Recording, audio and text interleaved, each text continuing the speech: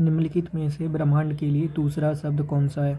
तो वो है कॉस्मोस। तो ब्रह्मांड शब्द लैटिन भाषा के यूनिवर्सम से लिया गया है। ब्रह्मांड की स्थिर अवस्था की संकल्पना के बारे में किस वैज्ञानिक ने विचार किया था? तो फ्रेड होयल ने किया था।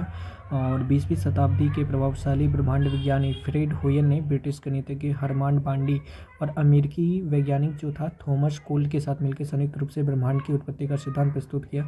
ये सिद्धांत जो है स्थिर अवस्था संकल्पना के नाम से विख्यात है।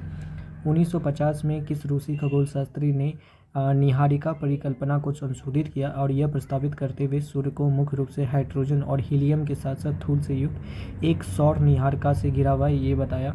तो वो था ओटो शिमिड। हमारे सौरमंडल के बाहर निम्नलिखित में से ऐसा कौन सा ग्रह है जो आमतौर पे हमारी आकाशगंगा में किसी अन्य तारे की परिक्रमा करता है? तो वो है एक्सोप्लैनेट, उसको एक्सोप्लैनेट कहते हैं। फिर यानी कि इसको पहली बार 1992 में पता लगाया गया था। फिर इसके बाद है IC 1101, एक क्या है? एक आकाशगंगा का नाम है। और बिग बैंग सिद्धांत जो है वो किसकी व्याख्या है? तो ब्रह्मांड की उत्पत्ति की व्याख्या का सिद्धांत है। इसको एडविन हब्बल ने 1920 ईस्वी में दिया था। ग्रीष्म काल में रात के पहले प्रहर में दिखने वाले प्रसिद्ध तारामंडल को किस नाम से जाना जाता है? तो सप्तश्री तारामंडल कहते हैं उसको। ब्रह्मांड के अध्ययन को कॉस्मोलॉजी के नाम से जाना जाता है। कॉस्मोलॉजी विज्ञान की वो शाखा है जो ब्रह्मांड की उत्पत्ति और विस्तार का अध्ययन करती है। हमारे सौरमंडल का सबसे निकटतम तारा है प्रोक्सिमा सेंचुरी। निम्नलिखित में से कौन सा एक सा तारा सूर्य के सबसे नज़दीक है? तो वो है प्रोक्सिमा सेंचुरी। फिर है तारामंडल सप्तऋषि को पश्चिमी निवासी किस नाम से जानते हैं? पश्चिमी निवासी जानते हैं बिग डीपर के नाम से। तो उसको कहते हैं अर्सा मेजर, ग्रेट बियर या फिर बिग डीपर भी कहते हैं इसको। यदि कोई तारा सूर्य से बड़ा है किंतु उससे 2 गुना बड़ा नहीं है तो वह एक डेज में परिवर्तित हो जाता है, उसको कहते हैं पल्सर में परिवर्तित हो जाता है। गैस, धूल और अरबों सितारों वाले विशाल संग्रह को आकाशगंगा कहा जाता है।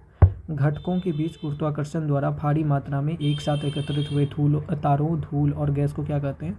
उसको आकाशगंगा कहते हैं। निम्नलिखित में से कौन सी हमारी निकटतम ज्ञात आकाशगंगा यानी कि गैलेक्सी है? उसका नाम है कैनिस मेजर ड्वार्फ गैलेक्सी।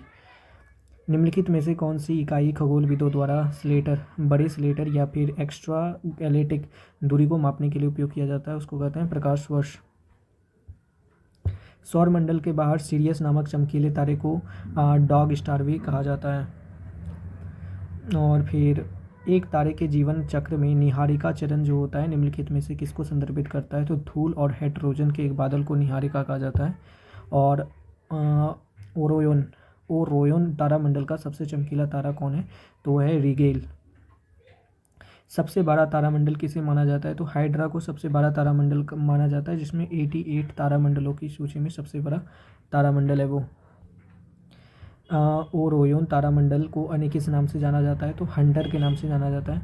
निम्नलिखित में से कौन एक तारामंडल नहीं है? तो रोमन गृह देवी कोई तारामंडल नहीं है, जबकि कन्या, चलवयाल और सप्तऋषि मंडल तारा है। निशाकाश या फिर रात्रि आकाश में चमकने वाले पिंडों को किस नाम से जाना जाता है? उसको खगोलीय पिंड कहते हैं। निम्नलिखित में से कौन सा तत्व हमारे ब्रह्मांड में सर्वाधिक बहुतायत में पाया जाता है? वो है हाइड्रोजन।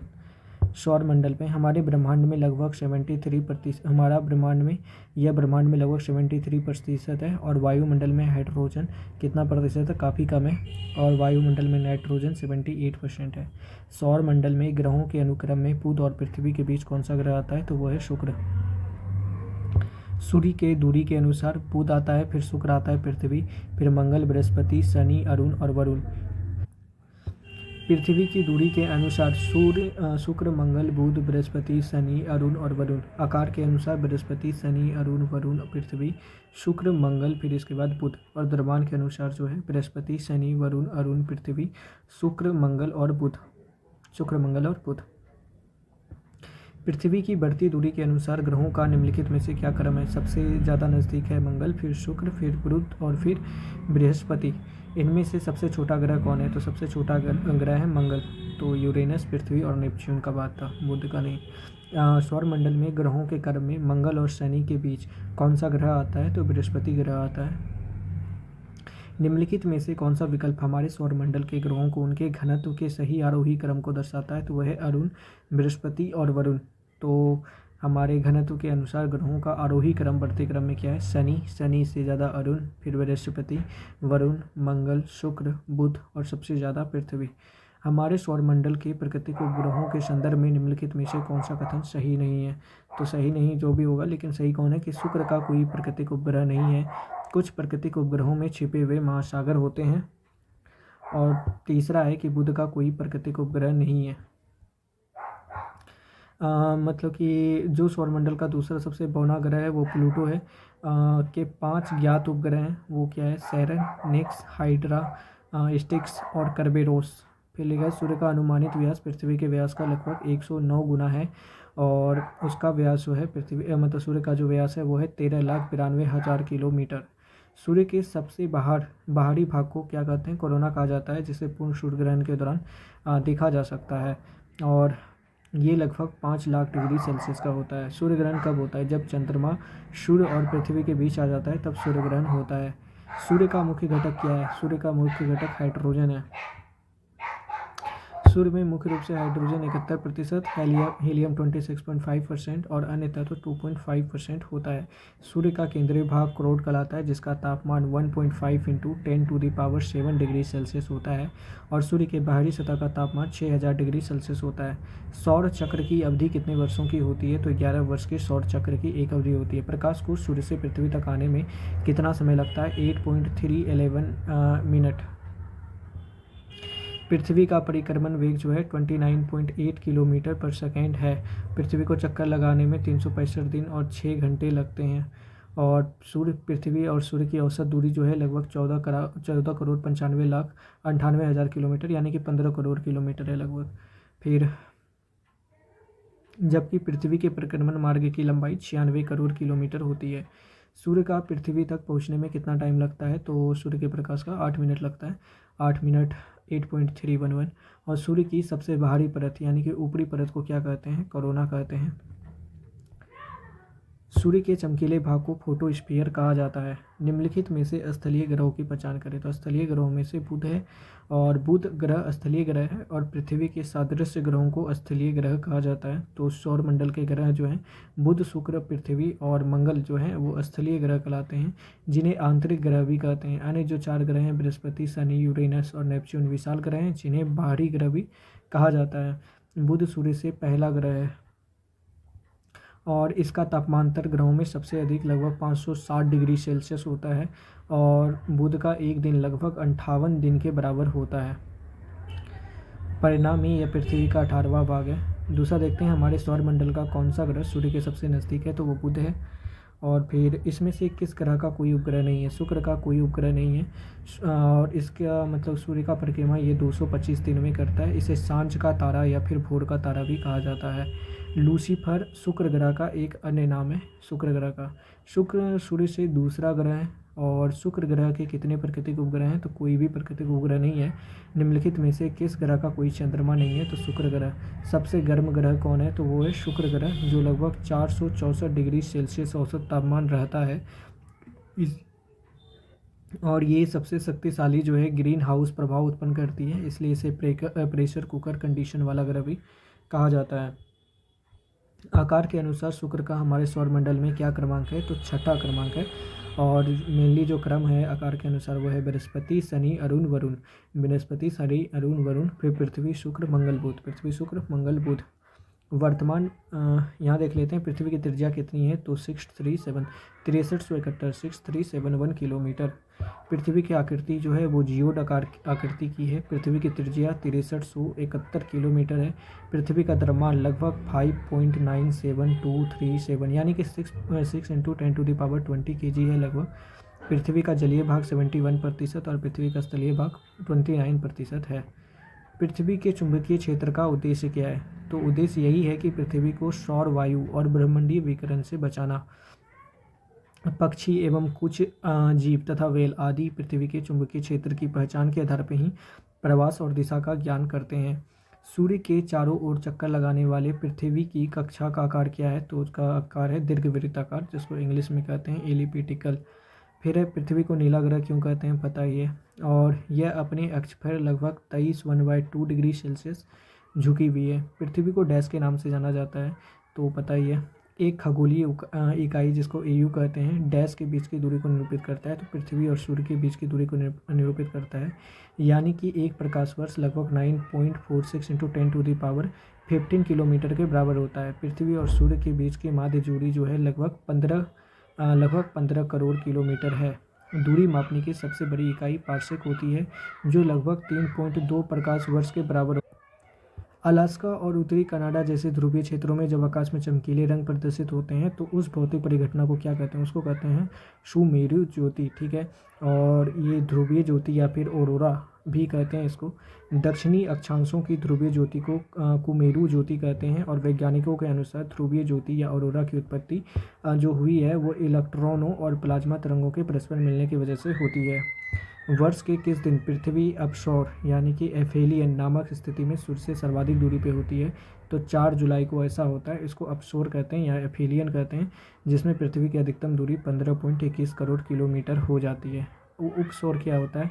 इसको कहते हैं प्रीहीलियन, यानी कि इस समय पृथ्वी सूर्य की निकटतम दूरी पे होती है, लगभग ये 14.70 करोड़ किलोमीटर का दूरी होता है तब। 3 जनवरी को ऐसा होता है। फिर पृथ्वी जिस समय सूर्य से सबसे अधिक दूरी पे होता है उस समय उस स्थिति को एफेलियन कहते हैं। और फिर पृथ्वी का अपने अक्ष पे घूमना घूर्णन कहलाता है, जिसको रोटेशन कहते हैं। और फिर पृथ्वी का परिक्रमण करना यानी कि कक्षा में गति करना वो परिक्रमण कहलाता है, जिसको रेवोल्यूशन कहते हैं। फिर इसके बाद है कि सूर्य और पृथ्वी की मध्यम दूरी निकटतम कितनी है? तो 14 करोड़ 96 लाख यानी कि 15 करोड़ है। और पृथ्वी से चंद्रमा की दूरी लगभग 3.8 इंटू 10⁵ मतलब 3,84,365 किलोमीटर है। पृथ्वी के केंद्र से चंद्रमा के केंद्र तक की दूरी को क्या कहा जाता है? चंद्रमा का कक्षीय त्रिज्या, जो कि कितना है? तो वो है 3,84,467 किलोमीटर। चंद्रमा यह दूरी जो है पृथ्वी की परिधि का लगभग 80 गुना है। और चंद्रमा पृथ्वी की परिक्रमा 27.3 दिन में यानी कि 27.3 दिन में कर लेता है। पृथ्वी के बारे में निम्नलिखित में से कौन सा बात गलत है? ये बात गलत ये है, तो सही कौन सा है वो देख लेते हैं कि ये सबसे घना ग्रह है, और ये 5वां सबसे बड़ा ग्रह है, और ये सूर्य से तीसरा ग्रह है। और पृथ्वी सूर्य से जो है वो तीसरा ग्रह है। सबूत बताते हैं कि पृथ्वी के जीवन का जो अस्तित्व है करीबन 3 पॉइंट कितना है वो लगभग 3.5 बिलियन वर्ष का है। डैश यानी कि नक्षत्र वर्ष जो है, नक्षत्र वर्ष के स्थिर तारे के संदर्भ में पृथ्वी द्वारा अपनी कक्षा में दिए गए बिंदु पर लौटने के लिए लिया गया समय है, उसको कहते हैं नक्षत्र वर्ष। नक्षत्र वर्ष को इंग्लिश में कहते हैं साइडरियल ईयर। औसत नक्षत्र वर्ष 365 दिन 6 घंटा और 9 मिनट 9.6 सेकेंड के लगभग के बराबर होता है। पृथ्वी का औसत तापमान क्या है? पृथ्वी का औसत तापमान है 16 डिग्री सेल्सियस। पृथ्वी का तापमान 16 डिग्री सेल्सियस यानी कि 61 डिग्री फ़ारेनहाइट तक होता है। पृथ्वी अपनी धुरी के चारों तरफ किस दिशा में घूमती है? तो पश्चिम से पूर्व घूमती है, तो पता ही है। और ये अपने अक्ष तल यानी कि ये अपने कक्ष तल के साथ मतलब 66.5 डिग्री का अंश कोण बनाता है, जो एक और सदैव झुका ही रहता है। वह कौन है जिसने सबसे पहले पृथ्वी की परिधि को मापा था? तो वो है इरेटोस्थनीज। सर्वप्रथम पृथ्वी की परिधि जो है 200 ईस्वी पूर्व में यूनान के इरेटोस्थनीज ने नापा था। उन्हें भूगोल का जनक कहा जाता है। पृथ्वी सूर्य के चारों ओर घूमती है, इस सिद्धांत को पेश करने वाला प्रथम व्यक्ति कौन था? तो वो था कोपरनिकस। प्रारंभ में पृथ्वी को संपूर्ण ब्रह्मांड का केंद्र माना जाता था, जिसकी परिक्रमा सभी आकाशीय पिंड करते थे। इसे भूकेंद्रीय सिद्धांत कहा जाता है, जिसे टॉलमी ने 140 ईस्वी में दिया था। और पृथ्वी के आकार को कैसा बताया गया है? तो चपटा अंडाकार बताया गया था, जो कि अपने अक्ष पर 23.5 डिग्री झुकी रहती है। और पृथ्वी का व्यास लगभग 12,742 किलोमीटर है। और यहाँ का सबसे ऊंचा जो मतलब कि अधिकतम ऊंचाई जो है माउंट एवरेस्ट की है, जो कि 8,850 मीटर, तथा अधिकतम गहराई मेरियाना गर्त की है, जो लगभग 11,022 मीटर है। पृथ्वी 1 घंटे में अपने अक्ष पे कितने अंश घूमती है? तो 15 अंश घूमती है, 15 अंश घूम जाती है, 15 डिग्री घूम जाती है। मंगल ग्रह जो है अपने अक्ष पर एक चक्कर लगभग कितने समय में पूरा करता है? तो 1 दिन में वो पूरा कर लेता है। और फिर 1877 में अमेरिकी खगोल शास्त्री जो है असाफ हॉल द्वारा खोजे गए मंगल की परिक्रमा करने वाले 2 छोटे चंद्रमाओं का नाम क्या था? उनका नाम था फबोश और डिमोश। फिर इसके बाद मिरांडा और टाइटरियन, ये मिरांडा जो है वो वरुण का उपग्रह है और टाइटरियन जो है नेपच्यून का उपग्रह है। निम्नलिखित में से कौन सा ग्रह 4 ब्रह्म ग्रहों में से एक नहीं है? तो मंगल ग्रह 4 ब्रह्म ग्रहों में से एक नहीं है। पृथ्वी, शुक्र, बुध तथा मंगल को पार्थिव यानी कि कुछ पार्थिव ग्रह कहते हैं, बाकी बाहरी ग्रह होता है, या फिर इसको स्थानीय ग्रह भी कहते हैं। मंगल प्रतिगामी की अवधि कितनी होती है? तो लगभग 2 वर्ष की अवधि होती है मंगल प्रतिगामी की। आकार के संदर्भ में मंगल का हमारे सौरमंडल में 7वां स्थान है और आकार की दृष्टि से सबसे बड़ा है बृहस्पति, शनि, अरुण, वरुण। फिर इसके बाद पृथ्वी, शुक्र, मंगल, बुध। पृथ्वी, शुक्र, मंगल, बुध। बृहस्पति के बारे में देख लेते हैं। निम्नलिखित में से कौन सा गैलीलियन चंद्रमा है जिसे 1610 ईस्वी में इटली के खगोल शास्त्री गैलीलियो गैलीली ने घर में बनी दूरबीन का उपयोग करके देखा था? तो वो है गैनीमेड। गैनीमेड जो है मतलब कि बृहस्पति सौरमंडल का सबसे बड़ा ग्रह है और ये हमारे सौरमंडल का सबसे भारी ग्रह है। पृथ्वी के द्रव्यमान से लगभग 300 गुना ज़्यादा है। इसके जो उपग्रह हैं जैसे कि गैनीमेड, कैलिस्टो, आयो और यूरोपा है। निम्नलिखित में से किस ग्रह को गैस दानव के रूप में जाना जाता है? तो बृहस्पति को गैस दानव के रूप में जाना जाता है। गैनीमेड के बारे में निम्नलिखित में से कौन सा कथन सही नहीं है? तो जो सही है वो पढ़ लेते हैं। वो सही ये है कि ये एकमात्र चंद्रमा है जिसे अपने स्वयं के आंतरिक रूप से उत्पन्न चुंबकीय क्षेत्र के लिए जाना जाता है। यह बुध ग्रह से भी बड़ा है। और दूसरा है कि यह हमारे सौरमंडल का विशालतम प्राकृतिक उपग्रह है। ये सूर्य की परिक्रमा लगभग 12 वर्ष लगाते हैं सूर्य की परिक्रमा करने में। आकार के संदर्भ में बृहस्पति का हमारे सौरमंडल में क्या स्थान है? तो वो है मतलब कि वो स्थान है पहला स्थान और इस बृहस्पति के लगभग 95 उपग्रह हैं। किस ग्रह के अधिकतम उपग्रह हैं? तो वो है शनि के अधिकतम उपग्रह हैं जो लगभग 95 उपग्रह है। गलत। शनि के सर्वाधिक उपग्रह जो है लगभग 145 उपग्रह है। निम्नलिखित में से कौन से खगोलीय पिंड के बारे में पता लगाने के लिए नासा मिशन ड्रैगन फ्लाई चलाने की योजना बनाई थी? तो टाइटन के बारे में पता लगाने के लिए। और 2016 में नासा ने शनि के सबसे बड़े चंद्रमा टाइटन पर जीवन की खोज के लिए 2026 में एक मानव रहित परमाणु संचालित ड्रोन ड्रैगन फ्लाई लॉन्च करने की योजना बना रहा है। निम्नलिखित में से किस ग्रह के चंद्रमाओं की संख्या सबसे अधिक है? तो वो है शनि। हमारे सौरमंडल में बुध और शुक्र को छोड़ के सभी का अपना उपग्रह है। तो शनि का 145 उपग्रह, बृहस्पति का 95, यूरेनस का 27, नेपच्यून का 14, मंगल का 2 और पृथ्वी का 1 उपग्रह है। आकार के संदर्भ में शनि का हमारे सौरमंडल में क्या स्थान है? तो वो है दूसरा। और इसका जो सबसे बड़ा उपग्रह है टाइटन, वो पूरे सौरमंडल का सबसे बड़ा उपग्रह है। और ये क्या है कि टाइटन शनि का सबसे बड़ा और सौरमंडल का दूसरा सबसे बड़ा उपग्रह है। शनि सूर्य से 6वां स्थान पे है। और हाइपीरियन जो है शनि ग्रह के चंद्रमाओं में से एक का नाम है और ये अपनी परिक्रमा शनि अपनी परिक्रमा लगभग 29.5 वर्ष में पूरा करता है। इसके अन्य प्रमुख उपग्रह जो हैं वो हैं माइमस, टेथिस, इंडियान, क्रिया, हाइपीरियन, एपिमेथियस और फोबे। आगे देखते हैं निम्नलिखित में से कौन सा एक आंतरिक ग्रह नहीं है? तो बी, शनि एक आंतरिक ग्रह नहीं है। अरुण, वरुण और प्लूटो के बारे में पढ़ते हैं। तो सौरमंडल का सबसे जो वातमय ग्रह निम्नलिखित में से कौन सा है? तो वो नेपच्यून है। वरुण या नेपच्यून एक ही को कहते हैं। इसकी खोज 1846 में जोहान गाले ने करा था। आकार के संदर्भ में वरुण हमारे सौरमंडल में 4थे स्थान पर आता है। निम्नलिखित में से कौन सा ग्रह हमारे सौरमंडल का बौना ग्रह नहीं है? तो क्यूपिड हमारे सौरमंडल का बौना ग्रह नहीं है। तो अब तक आधिकारिक रूप से हमारे सौरमंडल में 5 बौने ग्रह हैं जिसमें से सबसे प्रसिद्ध बौना ग्रह प्लूटो है जो वर्ष 2006 में इसको ग्रह की श्रेणी से हटाते हुए एक बौना ग्रह घोषित कर दिया था। अन्य 4 जो बौना ग्रह है वो कौन कौन सा है? एक एरिस है, मैकमैक है, होमियो है और सेरस है। अतः दिए गए विकल्पों में क्यूपिड जो है हमारे सौरमंडल का बौना ग्रह नहीं है। ये अरुण ग्रह का एक उपग्रह है क्यूपिड। फिर इसके बाद है कि किस ग्रह को एक बौना ग्रह कहकर भी संबोधित किया जाता है? तो प्लूटो को बौना ग्रह कहकर संबोधित किया जाता है। निम्नलिखित में से किस खगोलीय पिंड को सैरन नामक एक प्राकृतिक उपग्रह है? तो वो है प्लूटो। प्लूटो का एक सैरन नामक एक उपग्रह है। वर्ष की दीर्घतम अवधि निम्नलिखित में से किस ग्रह पर होती है? तो नेपच्यून में होती है। ग्रह और उनके परिक्रमण की अवधि निम्न है। तो बुध का परिक्रमण का दिन है वो 88 दिन, शुक्र का 225 दिन, पृथ्वी का 365 दिन, मंगल का 687 दिन, बृहस्पति का 11.89 वर्ष, शनि का 29.5 वर्ष, यूरेनस का 84 वर्ष, नेपच्यून का 165 वर्ष। अतः वर्ष की दीर्घतम अवधि जो है वो नेपच्यून की है। ट्राइटन किस ग्रह का उपग्रह है? तो वो नेपच्यून का उपग्रह है। और टेलीस्कोप की सहायता से खोजा गया पहला ग्रह जो था वो अरुण था। तो अपने अक्ष पर लगभग 97.77 झुका होने के कारण वरुण को लेटा हुआ ग्रह भी कहा जाता है। निम्नलिखित में से किसी पृथ्वी के सौरमंडल का ग्रह नहीं माना जाता है? तो प्लूटो को सौरमंडल का ग्रह नहीं माना जाता है। प्लूटो की खोज किसने की थी? तो क्लाइड टॉमवो ने करी थी। यम प्लूटो की खोज लगभग 1930 ईस्वी में क्लाइड टॉमवो ने करा था। और प्लूटो के जो उपग्रह हैं वो हैं चेरोन, निक्स और हाइड्रा। और यूरेनस सूर्य से लगभग 7वां ग्रह है। और अरुण जो है यूरेनस हमारे सौरमंडल में सूर्य की दूरी के क्रम में 7वां ग्रह है और व्यास के आधार पर सौरमंडल का तीसरा है और द्रव्यमान के आधार पर चौथा बड़ा उपग्रह है। आकार के संदर्भ में यूरेनस का हमारे सौरमंडल में तीसरा स्थान है।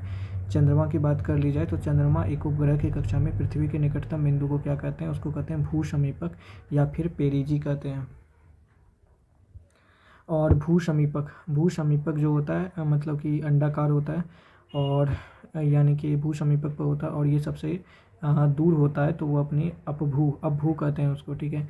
और ग्रहों के वैज्ञानिक चंद्रमा के चारों ओर पतले गैसीय आवरण को क्या कहते हैं? तो चंद्रमा का बहिर्मंडल कहते हैं, क्योंकि गैस मतलब ग्रहीय वैज्ञानिक चंद्रमा के चारों ओर गैस के विरल आवरण को चंद्र बहिर्मंडल कहते हैं, क्योंकि ये इतना ज़्यादा विरल होता है कि गैस के परमाणु एक दूसरे से बहुत ही कम टकराते हैं। जबकि औसत समुद्र स्तर के निकट पृथ्वी के वायुमंडल में 1 घन सेंटीमीटर में घन के आयतन में 10⁻9 परमाणु होते हैं। आर्गन 40 जो कि एक नोबल गैस है, आर्गन का एक समस्थानिक है, वो चंद्र बहिर्मंडल का एक प्रमुख घटक है। चंद्रमा की त्रिज्या कितनी है? तो 1.74 × 10⁻6 मीटर है और पृथ्वी से दूरी है 3,84,365 किलोमीटर। और इरोडोलॉजी किसको कहते हैं? तो आइरिस का अध्ययन करना इरोडोलॉजी कहलाता है। ब्लड मून शब्द का उपयोग किसके लिए किया जाता है? तो चंद्र ग्रहण के लिए यह शब्द प्रयुक्त किया जाता है। 2019 में अंतर्राष्ट्रीय खगोलीय संघ यानी कि IAU द्वारा निम्नलिखित भारतीय संगीतकारों में से किसके नाम पर मंगल और बृहस्पति के बीच एक छोटे ग्रह का नाम दिया गया?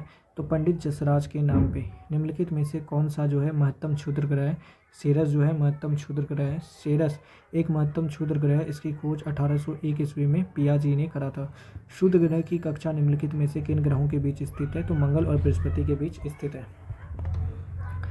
और गैस, चट्टान और धूल से जमा हुआ ऐसा पिंड जो सूर्य के चारों ओर लंबी कक्षा में चक्कर लगाता है उसको क्या कहते हैं? उसको कहते हैं धूमकेतु।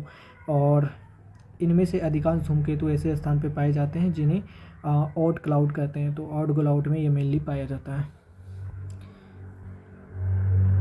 हेली धूमकेतु, ठीक है। हेली धूमकेतु की आवधिकता कितने वर्ष की होती है? तो 75 से 76 वर्ष की होती है, यानी कि अंतिम बार 1986 में दिखा था, तो अब ये 2062 में दिखेगा।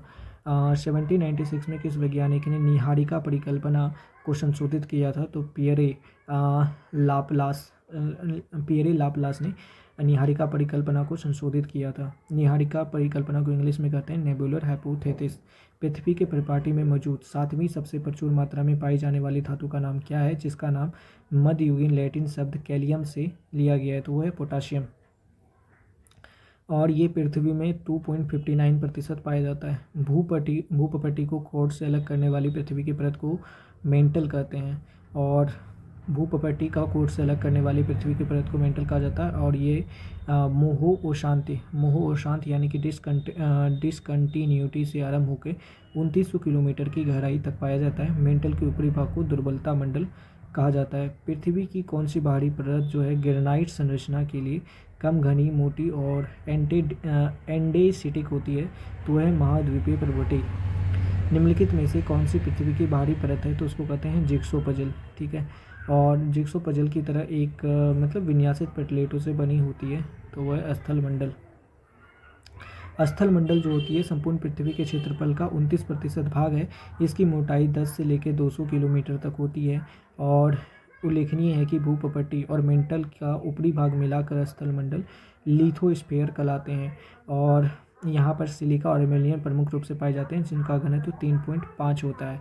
निम्नलिखित में से कौन सी मुख्य विवर्तनिकी प्लेट है? तो वह प्रशांत महासागर प्लेट मुख्य विवर्तनिकी प्लेट है, और इसका क्षेत्रफल लगभग 39 मतलब कि 39 करोड़ है कि क्या है, 6-7 मतलब 3.9 करोड़ वर्ग मील के बराबर है। और पृथ्वी मंडल में 7 मुख्य मतलब प्लेट हैं। 1962 में इसको हैरिसस ने ये प्लेट विवर्तनिकी सिद्धांत को प्रस्तुत किया था, किंतु इसकी वैज्ञानिक व्याख्या का श्रेय WJ मॉर्गन को दिया जाता है। डैश विवर्तनिकी प्लेट जो है फिलिपियन वो इंडियन प्लेट यानी कि न्यू गिनी के उत्तर के बीच स्थित है, तो उसको कहते हैं कैरोलिन प्लेट। कैरोलिन प्लेट कहाँ पर है? तो ये न्यू गिनी के उत्तर में और फिलिपियन के इंडियन प्लेट के बीच स्थित है। फ्यूजी प्लेट कहाँ पर है? तो ये ऑस्ट्रेलिया और उत्तर पूर्व में स्थित है। नजका प्लेट कहाँ है? तो ये दक्षिण अमेरिका वो प्रशांत महासागरीय प्लेट के बीच उपस्थित है। कोकस प्लेट कहाँ पर स्थित है? तो ये मध्यवर्ती अमेरिका और प्रशांत महासागरीय प्लेट के बीच स्थित है। बोलता है नजाका, नजका विवर्तनिकी प्लेट जो है दक्षिण अमेरिका और प्रशांत महासागरीय प्लेट के बीच स्थित है। और निम्नलिखित में से कौन सा गोंडवाना लैंड का हिस्सा है? तो यूरोप मतलब गोंडवाना लैंड का हिस्सा नहीं था, यूरोप गोंडवाना लैंड का हिस्सा नहीं था। प्रसिद्ध जर्मन विद्वान अल्फ्रेड वेगनर ने महाद्वीपीय सिद्धांत को प्रतिपादित किया था 1912 में, और उन्होंने कहा था कि कार्बोनिफेरस युग में पृथ्वी के सभी भाग आपस में जुड़े हुए थे, जिनको पेंजिया कहा जाता था, और इसके चारों तरफ पेंथालासा नामक महासागर था। आगे चल के पेंजिया जो है गोंडवाना लैंड, अंगारा लैंड में विभक्त हो गया। जुरासिक युग में गोंडवाना लैंड में विभंजक के रूप में दक्षिण America, Africa, Bharat, Madagascar, Australia का निर्माण हुआ, और अंगारा लैंड से उत्तरी अमेरिका, यूरोप और एशिया बना। महाद्वीपीय भाव सिद्धांत का प्रस्ताव किसने दिया था? तो अल्फ्रेड वेगनर ने महाद्वीपीय सिद्धांत दिया था। महाद्वीपीय विस्थापन सिद्धांत के अनुसार सभी महाद्वीप एक भूखंड का भाग थे जो डैश नाम के एक विशाल महासागर से जुड़े हुए थे, तो उसको कहते हैं पेंथासाला। फिर है प्लेट विवर्तनिकी के संदर्भ में निम्नलिखित में से कौन सा कथन सही नहीं है? तो ये कथन सही नहीं है। सही क्या है कि जो मुख्य टेक्टोनिक प्लेटें होती हैं नई फोल्ड पहाड़ी रिजों, खाइयों और अन्य विच्छेदों से घिरी हुई हैं, और टेक्टोनिक प्लेट्स जो होता है क्षैतिज रूप से एस्थेनोस्फीयर के ऊपर चलती रहती है, और पृथ्वी की सतह को 7 प्रमुख प्लेटों में विभाजित किया गया है। और फिर क्योंकि यूरेशियन प्लेट को महाद्वीपीय प्लेट कहा जाता है, जिसमें यूरेशिया महाद्वीप यानी कि यूरोप एशिया महाद्वीप का एक भूभाग शामिल है। फिर तो कौन कौन से प्लेट हैं? तो स्थल मंडल के कुछ छोटी प्लेट कौन है? अंटार्कटिक प्लेट, उत्तरी अमेरिका प्लेट, दक्षिण अमेरिकी प्लेट, प्रशांत महासागरीय plate, Indo Australian New Zealand plate, अफ्रीकी प्लेट और यूरेशियाई प्लेट। निम्नलिखित में से कौन पृथ्वी के महाद्वीपीय द्रव्यमान का मुख्य खनिज घटकों में से एक है? तो वो है सिलिका। लोहा जो है मतलब सिलिका जो है पृथ्वी के महाद्वीपीय द्रव्यमान में मुख्य खनिज के घटकों में से एक है।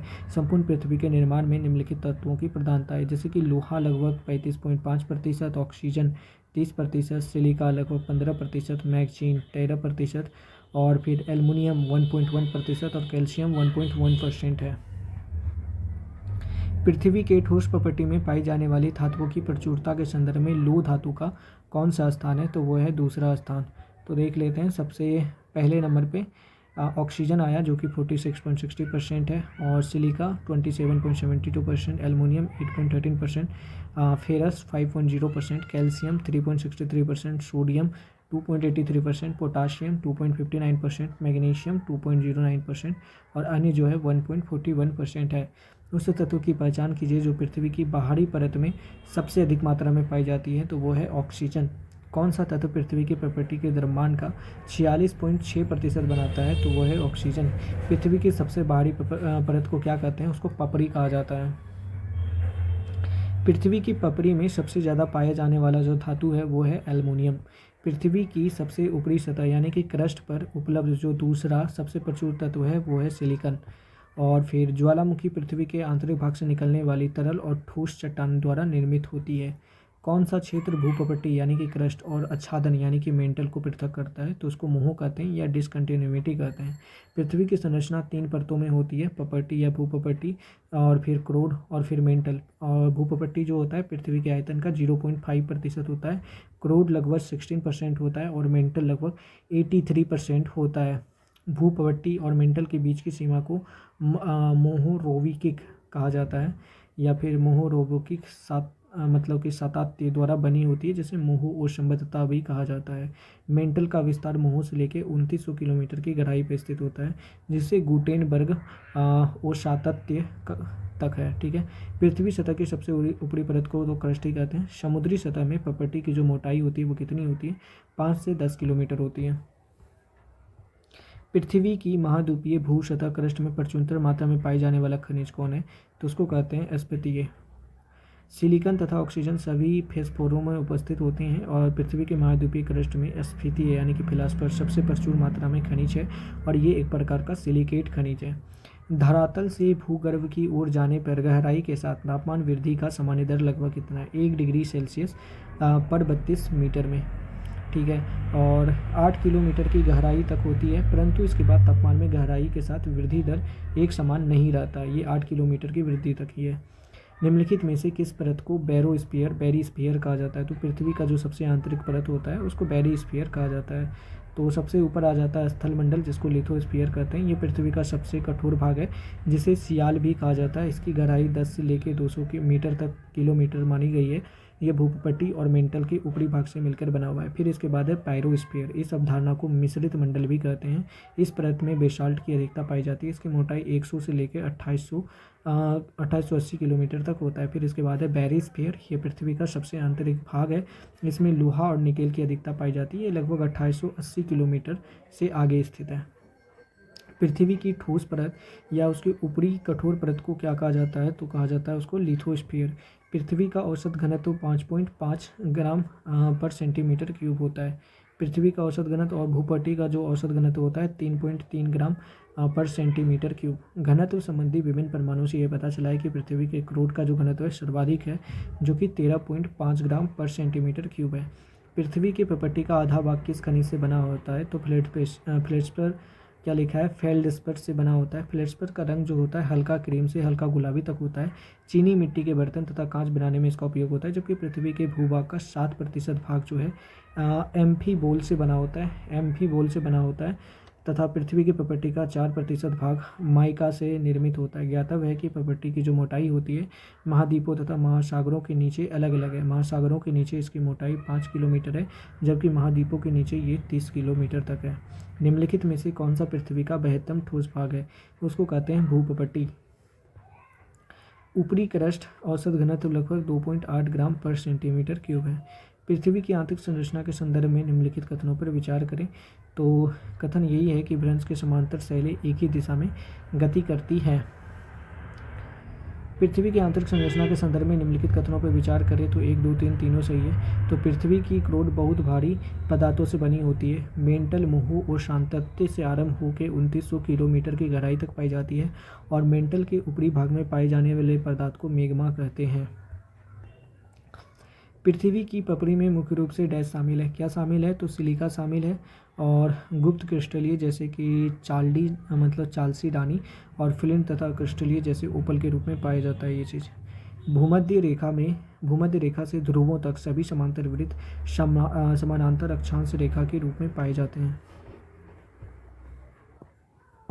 भूतापीय प्रवणता को पृथ्वी के गहराई के साथ तापमान में वृद्धि के रूप में परिभाषित किया गया है। तो तदनुसार सामान्य महाद्वीपीय प्रॉपर्टी में पृथ्वी के सतह से शुरुआती 3 से 5 किलोमीटर के भीतर तापमान वृद्धि की दर लगभग 25 डिग्री सेल्सियस पर किलोमीटर होती है। और ये समानता महाद्वीपीय प्रॉपर्टी में पृथ्वी की सतह से शुरुआती 3-5 किलोमीटर के भीतर तापमान वृद्धि की दर 25 डिग्री सेल्सियस होती है। पृथ्वी की भूमध्य रेखा के उत्तर या दक्षिण के स्थान की कोणीय दूरी का वर्णन करने के लिए किस शब्द का प्रयोग किया जाता है? तो उसको अक्षांश कहा जाता है। और दोनों ध्रुवों को छोड़ के इसकी कुल संख्या लगभग 179 है। फिर इसके बाद है मैग्नेटिक मेरिडियन क्या होती है? तो पृथ्वी के मैग्नेटिक उत्तर से लेकर मैग्नेटिक दक्षिण में गुजरने वाला जो क्षेत्र है उसे मैग्नेटिक मेरिडियन कहा जाता है। अक्षांश 1 डिग्री अंश डैश के बराबर होता है, तो 111 किलोमीटर के बराबर होता है और इसको अक्षर फाई के द्वारा डिनोट करा जाता है। मध्य प्रशांत महासागर से गुजरने वाली यमोत्तर रेखा जो कि 180 डिग्री देशांतर का अनुसरण लगभग करती है उसको अंतर्राष्ट्रीय तिथि रेखा कहा जाता है। और फिर दुनिया का सबसे अधिक टाइम जोन समय क्षेत्र किस देश में है, तो वो फ्रांस में है, जहाँ पर लगभग 22 टाइम जोन मौजूद है। अंतर्राष्ट्रीय तिथि रेखा प्रशांत महासागर के बीच से होकर गुजरती है और 1884 ईस्वी में वाशिंगटन में संपन्न हुई एक सम्मेलन में किया गया था इस रेखा का निर्धारण। जब कोई जलयान पश्चिमी दिशा में यात्रा करता है तथा उस दिशा में एक दिन जोड़ दिया जाता है, और यदि कोई पूर्व की ओर यात्रा करता है तो एक दिन घटा दिया जाता है। और निम्नलिखित में से किन दो तिथियों का विषुवत पड़ता है, ठीक है, तिथियों को विषुवत पड़ता है यानी कि इक्विनॉक्स पड़ता है, तो 11 मार्च और 23 दिसंबर, 11 मार्च और 23 दिसंबर। निम्नलिखित में से किस देश से होकर भूमध्य रेखा नहीं गुजरती है, तो थाईलैंड से होकर नहीं गुजरती है। 13 देशों से होकर गुजरती है। पहला इक्वाडोर, कोलंबिया, ब्राज़ील, सो टोम, फिलीपींस। फिर इसके बाद इधर आ जाते हैं तो गैबन, कांगो गणराज्य, लोकतांत्रिक कांगो गणराज्य, युगांडा, केनिया, सोमालिया। फिर इधर आ जाते हैं तो मालदीव, इंडोनेशिया एंड किरिबिती। फिर लिखा है निम्नलिखित में से कौन सा स्थान जो है विषुवत रेखा के सर्वाधिक निकट है, तो वो है पैगमिलियन पॉइंट। पैगमिलियन पॉइंट को इंदिरा पॉइंट के नाम से भी जाना जाता है, जो ग्रेट निकोबार द्वीप में स्थित है। यह भारत का सबसे दक्षिणतम बिंदु है जो विषुवत रेखा के सबसे निकट स्थित है। ज्ञातव्य है कि भारत का सबसे उत्तरी बिंदु जो है इंदिरा कोल जम्मू कश्मीर में मौजूद है, और सबसे पूर्वी बिंदु जो है किबुथु है जो कि अरुणाचल प्रदेश, तथा सबसे पश्चिमी बिंदु जो है वो है गुहर मोती जो कि गुजरात में स्थित है। सूर्य भूमध्य रेखा पर ऊर्ध्वाधर कब चमकता है, तो वर्ष में 2 बार चमकता है। क्या है, वर्ष में 2 बार चमकता है, ठीक है।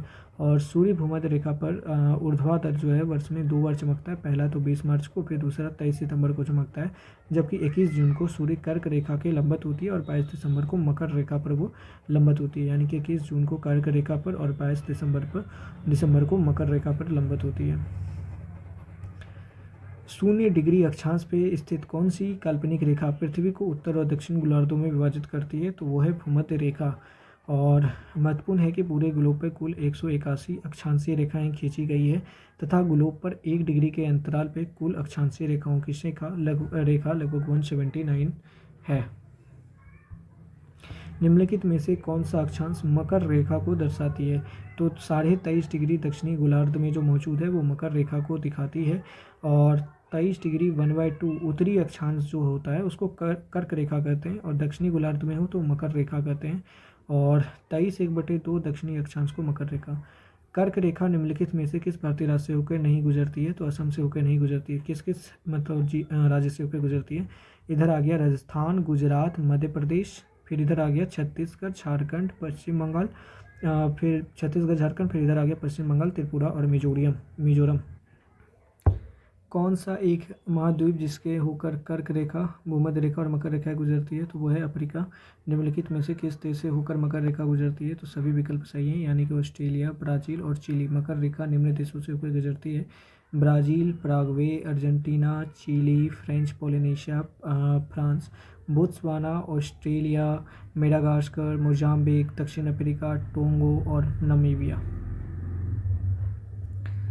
भारत में सबसे छोटा दिन कब होता है, तो 22 दिसंबर को सबसे छोटा दिन होता है। 21 जून को शीतकालीन सोलिस्टिस यानी कि अयनांत गोलार्ध में होता है, तो दक्षिणी। फिर उत्तरी गोलार्ध का सबसे छोटा दिन है 22 दिसंबर, जहाँ पर दिन 10.5 घंटे का और रात 13.5 घंटे का होता है। उत्तरी गोलार्ध में ग्रीष्म अयनांत यानी कि उत्तरी गोलार्ध में ग्रीष्म अयनांत जो होता है वो 21 जून को होता है। उत्तरी गोलार्ध में वर्ष का सबसे लंबा दिन कौन है, तो वह 21 जून और 22 दिसंबर, याद रखना 21 जून। फिर दोनों गोलार्धों पे समान दिन और रात इन दिनों में होता है, तो 21 मार्च को और 23 सितंबर को, 21 मार्च और 23 सितंबर। संपूर्ण पृथ्वी पर दिन और रात का बराबर होते हैं, तो विश्व के दिन के बराबर होते हैं, और केवल सूर्य और चंद्रमा के शक्तिशाली गुरुत्वाकर्षण बल के कारण पृथ्वी की सतह पर ज्वार भाटे आते हैं। समुद्र के जल स्तर की आवधिक वृद्धि और गिरावट क्या कहलाती है, तो उसको कहते हैं ज्वार। 24 घंटा में ये लगभग 2 बार ज्वार आता है। सूर्य और चंद्रमा में आकर्षण के कारण समुद्र का पानी एक दिन में कितनी बार ऊपर चढ़ता है, तो वो 2 बार ऊपर चढ़ता है। कौन सा नियम ये बताता है कि ज्वार भाटा के लिए चंद्रमा और सूर्य की स्थितियाँ जिम्मेदार है, तो वो गुरुत्वाकर्षण का नियम बताता है। और क्या था कि ज्वार की घटना किस के लिए जिम्मेदार कौन है? तो चंद्रमा का गुरुत्वाकर्षण बल जिम्मेदार है। समुद्र में अधिकांश ज्वार भाटा किस कारण आती है? तो पृथ्वी तथा चंद्रमा का गुरुत्वाकर्षण प्रभाव होता है। ज्वार के बारे में निम्नलिखित में से कौन सा कथन सत्य है? तो ए बाकी सत्य क्या है कि निम्न ज्वार को नीप ज्वार कहा जाता है और पृथ्वी की सतह पर सूर्य और चंद्रमा द्वारा आपतित गुरुत्वाकर्षण खिंचाव के कारण ज्वार उत्पन्न होते हैं। ये तो सही है। पूर्णिमा और अमावस्या के दिन वसंत ज्वार आते हैं। आमतौर पर बृहद ज्वार भाटा और लघु ज्वार भाटा के बीच 7 दिन का अंतराल होता है।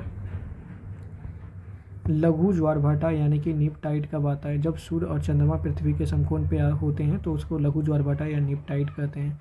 बसंत ज्वार तब आता है जब चंद्रमा सूर्य पृथ्वी एक रेखा में होता है। यदि कोई समुद्री तट मंगलवार को सुबह 5 बजे ज्वार से प्रभावित होता है तो वहाँ सामान्यतः किस समय अगला ज्वार आएगा? तो 5:25 में अगला ज्वार आएगा। ज्वार भाटा 2 प्रकार का होता है, एक दैनिक ज्वार और फिर जो कि 24 और 50 घंटे के बाद अर्ध दैनिक ज्वार जो कि 12 और 12-25 घंटे के बाद होता है। जब किसी समुद्री तट पे ज्वार मंगलवार को सुबह 5 बजे आया है तो सामान्यतः 12-25 घंटे बाद पुनः 5:25 के बजे मीना अवसादी सेल के एक उदाहरण के बारे में चर्चा करती है। निम्न में से कौन सा वो हो सकता है? तो है बलुआ पत्थर। तो चट्टान के बारे में पढ़ने वाले हैं। तो सैम आग्नेय चट्टान के उदाहरण की चर्चा करता है। ये निम्नलिखित में से कौन सा हो सकता है? उसको कहते हैं अशीताश्म। तो ये पढ़ लेते हैं। सैम आग्नेय चट्टान के उदाहरण की चर्चा करता है। ये अशीताश्म यानी कि बेसाल्ट हो सकता है। बेसाल्ट एक प्रकार की बहिर्भेदी आग्नेय चट्टान है। इसका निर्माण बेसाल्टी लावा के धरातल पर तेजी से जमने की वजह से होता है। यह कण विहीन तथा गैर रवेदार के रूप में पाई जाती है। आग्नेय चट्टान मतलब कि अवसादी चट्टान भी जानते हैं, रूपांतरित चट्टान भी जानते हैं। निम्न में से कौन सी चट्टानों का निर्माण जो होता है सीली भवन प्रक्रिया यानी कि लिथिफिकेशन प्रोसेस के द्वारा होता है? तो वो अवसादी चट्टान होता है। ग्रेनाइट किस प्रकार की सेल है? तो ग्रेनाइट जो सेल है वो है आग्नेय प्रकार की सेल। चट्टानों का वह वैज्ञानिक अध्ययन जिससे उसके मतलब संगठन, बनावट और संरचना, उनकी उपस्थिति और वितरण और भौतिक रसायन स्थितियों से संबंधित उनकी उत्पत्ति पर विचार किया जा सकता है, उसको कहते हैं शैल विज्ञान।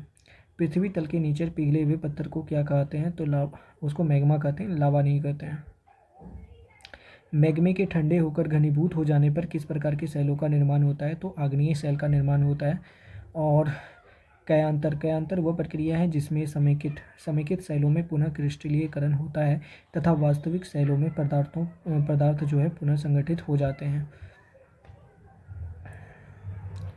वह प्रक्रिया जिसके द्वारा संचित पदार्थ सेलों में परिवर्तित हो जाती है क्या कहलाती है? तो उसको सीली भवन कहते हैं। और संगमरमर किस प्रकार की सेल है? तो वो कयांतरित सेल है। उच्च तापमान, दबाव तथा दोनों प्रकार के प्रभावों एवं ऊंचे ताप की वाष्प व जल के रासायनिक क्रिया से आग्नेय और अवसादी सेलों को मूल रूप में परिवर्तित हो जाता है। इन परिवर्तन के फलस्वरूप बनी चट्टानों को कयांतरित चट्टान कहते हैं। संगमरमर जो है चूने के पत्थर का कयांतरित रूप है। इसमें से क्या जैविक अवसादी शिला नहीं है? तो बलुआ पत्थर कोई जैविक अवसादी शिला नहीं है। निम्नलिखित में से कौन सा रूपांतरित चट्टान का उदाहरण नहीं है? तो ग्रेनाइट कोई रूपांतरित चट्टान का उदाहरण नहीं है। तो आग्नेय में कौन कौन से चट्टान आ जाते हैं? Granite, basalt, pegmatite, gabbro, pitchstone तथा प्यूमिस।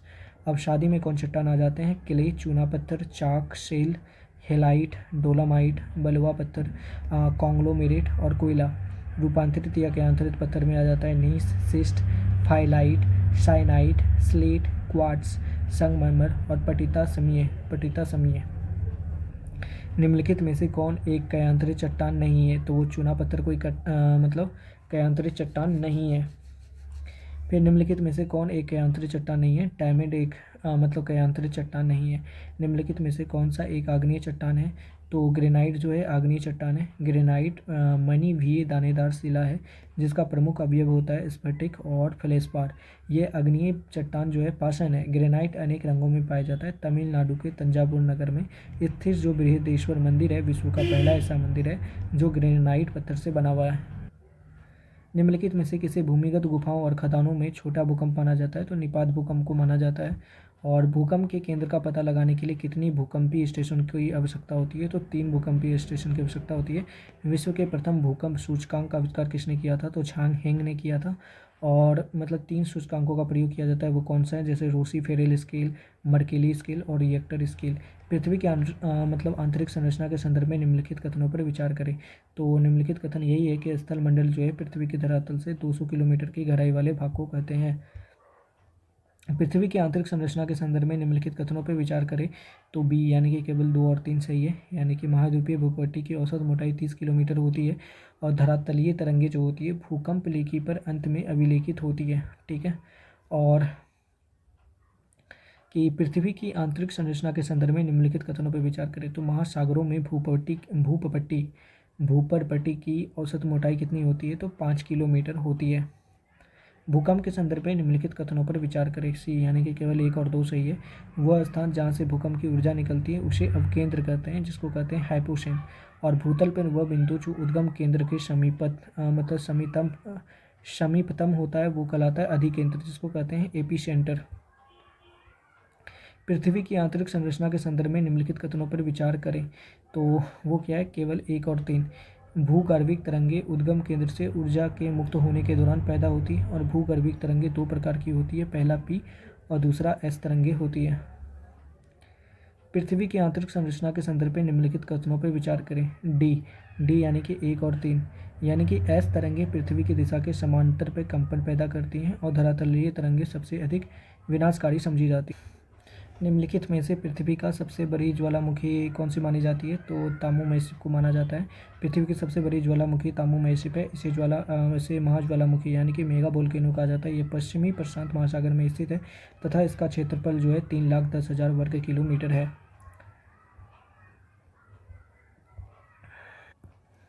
सक्रिय स्ट्रेटो ज्वालामुखी पर्वत सेंट हेलेंस निम्नलिखित में से किस देश में स्थित है? तो वो संयुक्त राज्य अमेरिका में स्थित है। सक्रिय स्ट्रेटो ज्वालामुखी पर्वत सेंट हेलेंस जो है संयुक्त राज्य अमेरिका में स्थित है। अन्य सक्रिय ज्वालामुखी और उनके देश कौन है? जैसे एक है किलायू, ये कहाँ पर है? तो हवाई द्वीप में स्थित है। लान गीला वो बगाना जो ज्वालामुखी है वो कहाँ पर है? पापुआ न्यू गिनी में स्थित है। माउंट एटना सिसली द्वीप, स्ट्रॉम्बोली ये लिपारी द्वीप, Cotopaxi Ecuador, Mount Erebus Antarctica, Merapi Indonesia में मौजूद है। निम्नलिखित में से कौन सा एक प्रकार का शील्ड ज्वालामुखी है जो बड़ा है और प्रतिप्रवन नहीं है तथा इसका मैग्मा लगभग हमेशा मैफिक होता है? वो है किलाउआ ज्वालामुखी जो कि हवाई महाद्वीप में स्थित है। ज्वालामुखी पर्वतमाला सामान्यतः कहाँ पाई जाती है? तो प्रशांत महासागर में पाई जाती है। और ज्वालामुखी पर्वत में से ही 90% भूकंप आते हैं, जिसमें से 81% भूकंप सबसे बड़े होते हैं। ऐसा ज्वालामुखी जिसके फिर से फूटने की उम्मीद नहीं है उसको क्या कहते हैं? स्वप्त ज्वालामुखी कहते हैं। निम्नलिखित में से कौन सा ज्वालामुखी के सबसे विस्फोटक प्रकार का उदाहरण है? तो वो कोल्डेरा कुंड ज्वालामुखी सबसे विस्फोट का उदाहरण है। और ईरान का जो कोहे सुल्तान और देवबंद है, तंजानिया का किलिमंजारो और म्यांमार का माउंट पोपा एंडीज पर्वत श्रेणी का एकांकुआ, ये सारा स्वप्त ज्वालामुखी है। फिर ज्वालामुखी विस्फोट में निम्नलिखित में से कौन सा गैस लगातार सर्वाधिक मात्रा में दिखाई पड़ता है? तो उसको कहते हैं जल वाष्प। और इसका जो तापमान होता है 600 डिग्री से 1200 डिग्री सेल्सियस तक का होता है। भारत का एकमात्र सक्रिय ज्वालामुखी कौन है? तो वो ज्वालामुखी है बैरन द्वीप। और ये अंडमान निकोबार द्वीप समूह की राजधानी पोर्ट ब्लेयर से लगभग 135 किलोमीटर उत्तर पूर्व में बंगाल की खाड़ी में स्थित है। दूसरा है नारकोंडम द्वीप। नारकोंडम द्वीप जो है अंडमान सागर में स्थित एक ज्वालामुखी द्वीप है। इसमें प्रसुप्त ज्वालामुखी की श्रेणी में रखा गया है। फिर है बारातांग द्वीप जो कि अंडमान और निकोबार द्वीप समूह की राजधानी पोर्ट ब्लेयर से लगभग 100 किलोमीटर की दूरी पर स्थित है। यह द्वीप जो है रांची वालास यानी कि रांची वालास आइलैंड के नाम से जाना जाता है। दक्षिण एशिया में एकमात्र सक्रिय ज्वालामुखी कौन है? तो वो है बैरन द्वीप। तो स्तरीकृत रेत और बजरी की एक लंबी विसर्पी कटक को डैश के रूप में जाना जाता है, उसको एस्केट के रूप में जाना जाता है। और चूना पत्थर और डोलोमाइट जैसी घुलनशील चट्टानों के अपक्षय के कारण डैश मैदानों का निर्माण होता है, तो उसको कास्ट मैदान कहते हैं जिससे निर्माण होता है। उदाहरण के लिए जैसे देख सकते हैं स्क्वाजन गुफाएँ, स्लोवेनिया, प्यूर्टो प्रिंसेसिया अंडरग्राउंड नदी, फिलीपींस, ली नदी और गुइनिन और चीन। बर्फ और बर्फ का एक द्रव्यमान जो कि गुरुत्वाकर्षण के प्रभाव में अपने संचय के स्थान से दूर सीमित मार्ग के साथ धीरे धीरे चलता है, वो क्या कहलाता है? उसको कहते हैं ग्लेशियर। बड़ी संख्या में गहरी गलियों तथा घाटी वाले क्षेत्रों को क्या कहा जाता है? उसको कहते हैं बैडलैंड स्थलकृति। बैडलैंड स्थलकृति कहा जाता है उसको। और बैडलैंड स्थलकृति जो है खराब सीमेंटेड तलहट पे बनी होती है, जिसमें से कुछ गहरी जड़ वाले पौधे पाए जाते हैं, क्योंकि हल्की भारी वर्षा सतह की मिट्टी और छोटे पौधे को बहा देती है। यहाँ पर है कि जल तालिका के नीचे कठोर चट्टान की परतों के बीच जो जमा होती है भूजल को किस नाम से जाना जाता है? उसको जलभृत कहते हैं। जलभृत अथवा जलभर धरातल की सतह के नीचे चट्टानों का ऐसा स्तर है जहाँ भूजल एकत्रित होता है और मनुष्य द्वारा नलकूपों से निकालने योग्य अनुकूल दशाओं में होता है, जिसके नीचे सेल या फिर सिलिस्टोन की परत पाई जाती है। फिर डैश वो प्रक्रिया है, यानी कि अपक्षय वो प्रक्रिया है जिसके द्वारा चट्टान खंडित होकर पृथ्वी की सतह पर तलछट या कीचड़ मिट्टी तथा पदार्थ के रूप में परिवर्तित हो जाते हैं, जो पानी में घुल जाता है। विश्व का सबसे बड़ा डेल्टा निम्नलिखित में से कौन सा है? तो वो गंगा ब्रह्मपुत्र डेल्टा। हवा, पानी और जलवायु की क्रिया द्वारा चट्टानों के टूटने की प्रक्रिया को अपक्षरण या अपक्षय कहा जाता है। चट्टानों की विशाल गति, मलबे और पृथ्वी के निचले ढलान को क्या कहते हैं? तो उसको भूस्खलन कहते हैं। और इसके लिए मतलब इससे कम नुकसान पहुंचे इसके लिए सरकार ने आपदा प्रबंधन अधिनियम 2005 बनाया है। नदी डेल्टा बनना किस प्रकार का परिणाम है? तो वो है निक्षेपण का एक परिणाम। नदी के उस ज्वारीय मुहाने को क्या कहा जाता है जहाँ मीठे, ताजे और खारे जल का सम्मिलन होता है? उसको कहते हैं ज्वार नदमुख या फिर एस्चुअरी कहते हैं। निम्नलिखित में से दुनिया में सबसे गहरी तंग नदी घाटी कौन सी है? तो वो है काली गंडकी गोर्च। काली गंडकी गोर्च नदी द्वारा अपनी घाटी में की गई ऊर्ध्वाधर काट के कारण घाटी पतली, गहरी और भी आकार की हो जाती है। सामान्य रूप में यह बहुत ही गहरी होती है तथा सकरी घाटी को गोर्च या फिर कंदरा कहते हैं। और काली गंडकी गोर्च विश्व की सबसे गहरी तंग नदी घाटी गोर्च है। ये गंडकी नदी नेपाल में मौजूद है। फिर लिखा है यहाँ पर संकीर्ण घाटी अत्यंत खड़ी ढलान और सीधे पार्श्व भागों वाली एक गहरी घाटी होती है और इसके शीर्ष और तल की चौड़ाई लगभग समान होती है। नदी की तरुणावस्था में कौन सी प्रक्रिया होती है? तो घाटी को गहरा करना ये नदी की तरुणावस्था का भाग है। युवा अवस्था में नदी जो है अपर्दन का एक विशिष्ट लक्षण निम्नलिखित में से कौन सा है? वो है गॉर्च, जॉर्ज या गोर्च। नदी का एक उथला विस्तार है जो पैदल या गाड़ी से पार किया जा सकता है, वो क्या कहलाता है? उसको फोर्ड कहते हैं। निम्नलिखित में से कौन सा प्रवाह जो है प्रतिमान यानी कि चैनल पैटर्न का एक प्रकार है? तो उसको विसर्प कहा जाता है। विसर्प प्रवाह प्रतिमान का एक प्रकार है। नदी अपने प्रभावित मार्ग में धरातलीय ढाल के अनुसार घुमावदार स्वरूप बहती है। नदी के द्वारा इस प्रकार जो घुमावदार या सांप की भांति बहना है वो विसर्प कहलाती है। उन भू आकृतियों को क्या कहते हैं जो पृथ्वी से विभ्रंश के कारण बनती है तथा जिनके कारण एक तरह दूसरी मतलब एक सतह से नीचे चली जाती है? उसको क्या कहते हैं? उसको कहते हैं विभ्रंश घाटी। उसको विभ्रंश घाटी कहा जाता है। चीन के किस प्रांत में होंगशू राष्ट्रीय उद्यान स्थित है और इसमें दुनिया का सबसे बड़ा जलप्रपात है? तो वो है गुइझाओ प्रांत। ठीक है। और पथरीले रेगिस्तानों में एक दिशा में लगातार चलने वाली हवाएं क्या कहलाती है? उसको कहते हैं यारडांग। यारडांग शब्द जो है तुर्की भाषा का शब्द है जिसका अर्थ होता है खड़ा किनारा। रेगिस्तान में यारडंग तेज हवाओं के कारण वो नियमित रूप से तराशी यानी कि बनाई हुई चट्टानी पहाड़ियों के शिखर होते हैं। यारडांग की रचना जो है जैन के विपरीत होती है। अधशैल या फिर बैथोलेट्स डैश द्वारा निर्मित भू आकृति है, तो ज्वालामुखी गतिविधियों के द्वारा निर्मित आकृति है। फिर लिखा है उस गहरी और संकरी घाटी को क्या कहते हैं? जो भौगोलिक नाम क्या भौगोलिक नाम दिया गया है जिसमें नदियाँ, हवा, बारिश और विवर्तनिक गतिविधि द्वारा अपक्षय और कटाव से निर्मित खड़ी दीवारें होती हैं? तो उसको कहते हैं कैनियन। तो आंध्र प्रदेश विश्व का प्रसिद्ध जो कैनियन है वो अमेरिका के एरिजोना नदी पर स्थित ग्रैंड कैनियन है। आंध्र प्रदेश में पेन्नार नदी पर स्थित जो है गांडीकोटा कैनियन को भारत का ग्रांड कैनियन कहा जाता है। तापमान परिवर्तन, तुषार क्रिया, पादपों, जंतुओं तथा मानवीय गतिविधियों के कारण खुली चट्टानों का विघटन और अपक्षय क्या कहलाता है? उसको अपक्षयन कहते हैं। सिंपल। पृथ्वी की सतह से टूट कर घिस जाने की प्रक्रिया को क्या कहते हैं? तो उसको कहते हैं अपर्दन।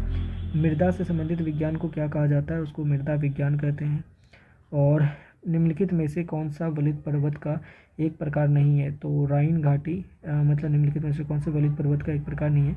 तो राइन घाटी वलित पर्वत का एक प्रकार नहीं है। वलित पर्वत के जो उदाहरण हैं वह है हिमालय, आल्प्स, यूराल पर्वत, रॉकी पर्वत उत्तरी अमेरिका, एंडीज पर्वत दक्षिणी अमेरिका, एटलस पर्वत, ये सभी वलित पर्वत हैं। गायोट क्या है? गायोट हुआ कि ये एक समतल चोटी वाला समुद्रीय पर्वत है।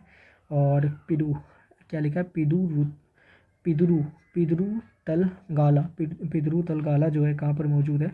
मतलब डैश की सबसे ऊंची चोटी है, तो श्रीलंका की सबसे ऊंची चोटी है जो लगभग 2524 मीटर ऊंचा है। और नामनू कुला भी श्रीलंका की पर्वत चोटी है जो कि 2035 किलोमीटर मीटर ऊंचा है। निम्नलिखित में से कौन सा दुनिया का तीसरा सबसे ऊंचा पर्वत है? तो वो है कंचनजंगा, जो तीसरा सबसे ऊंचा पर्वत है। और दुनिया के दूसरे तथा तीसरे ऊंचे पर्वत क्रमशः माउंट केटू और कंचनजंगा है, जिसकी ऊंचाई 8611 और 8586 है। दूसरी ओर जो मतलब केटू जहाँ कश्मीर में ट्रांस हिमालय की सर्वोच्च चोटी है, वहीं दूसरी ओर कंचनजंगा भारत में हिमालय का सर्वोच्च शिखर है। सफ़ेद को यानी पर्वत श्रृंखला का एक बड़ा हिस्सा कहाँ पर मौजूद है?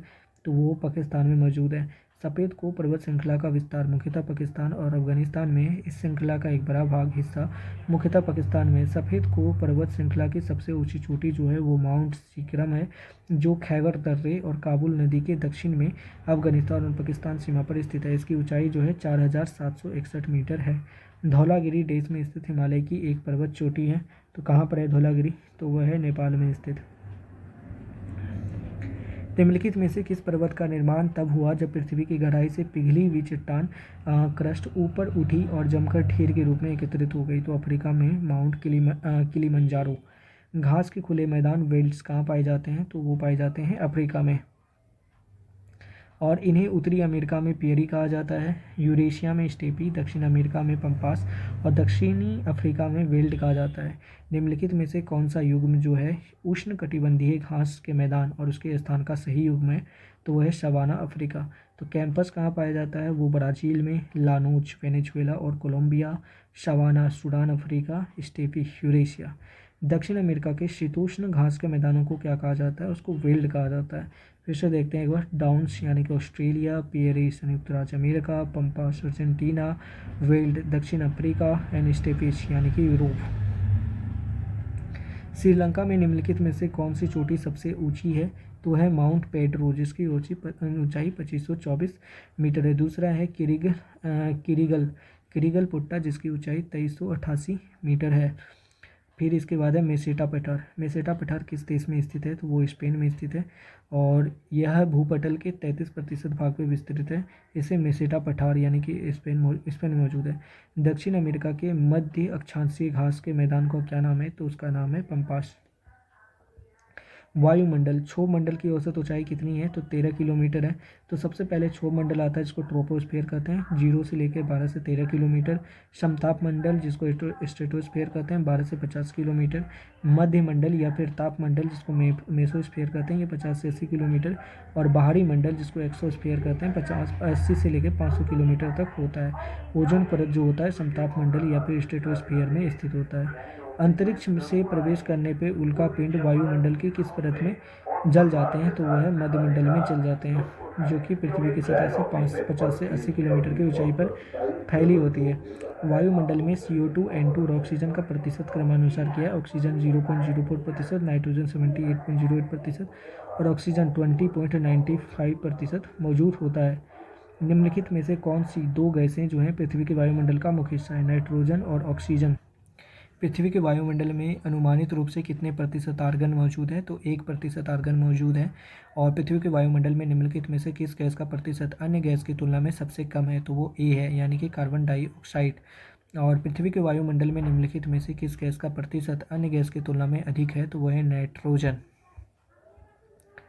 और निम्नलिखित में से कौन सी गैस जो है वायुमंडल में आयतन के अनुसार दूसरी सबसे प्रचुर मात्रा वाली गैस है? तो वो है ऑक्सीजन।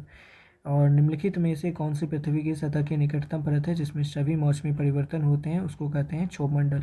तो ये ऑलरेडी पढ़ चुके हैं, क्षोभ मंडल, समताप मंडल, मध्य मंडल और आयान मंडल। वायुमंडल की सबसे निचली परत को ट्रोपोस्फियर कहा जाता है। जलवायु और मौसम में होने वाले सभी परिवर्तन वायुमंडल के क्षोभ मंडल में होते हैं। निम्नलिखित में से कौन सा वायुमंडल का निम्नतर स्तर है? तो वो है क्षोभ मंडल। वायुमंडल के किस परत में उल्का पिंडों के चलने की घटनाएं होती है? तो वह है मध्य मंडल। और मध्य मंडल जिसको मेसोस्फीयर कहते हैं डैश के ऊपर स्थित है, किसके ऊपर? तापमंडल के ऊपर स्थित है।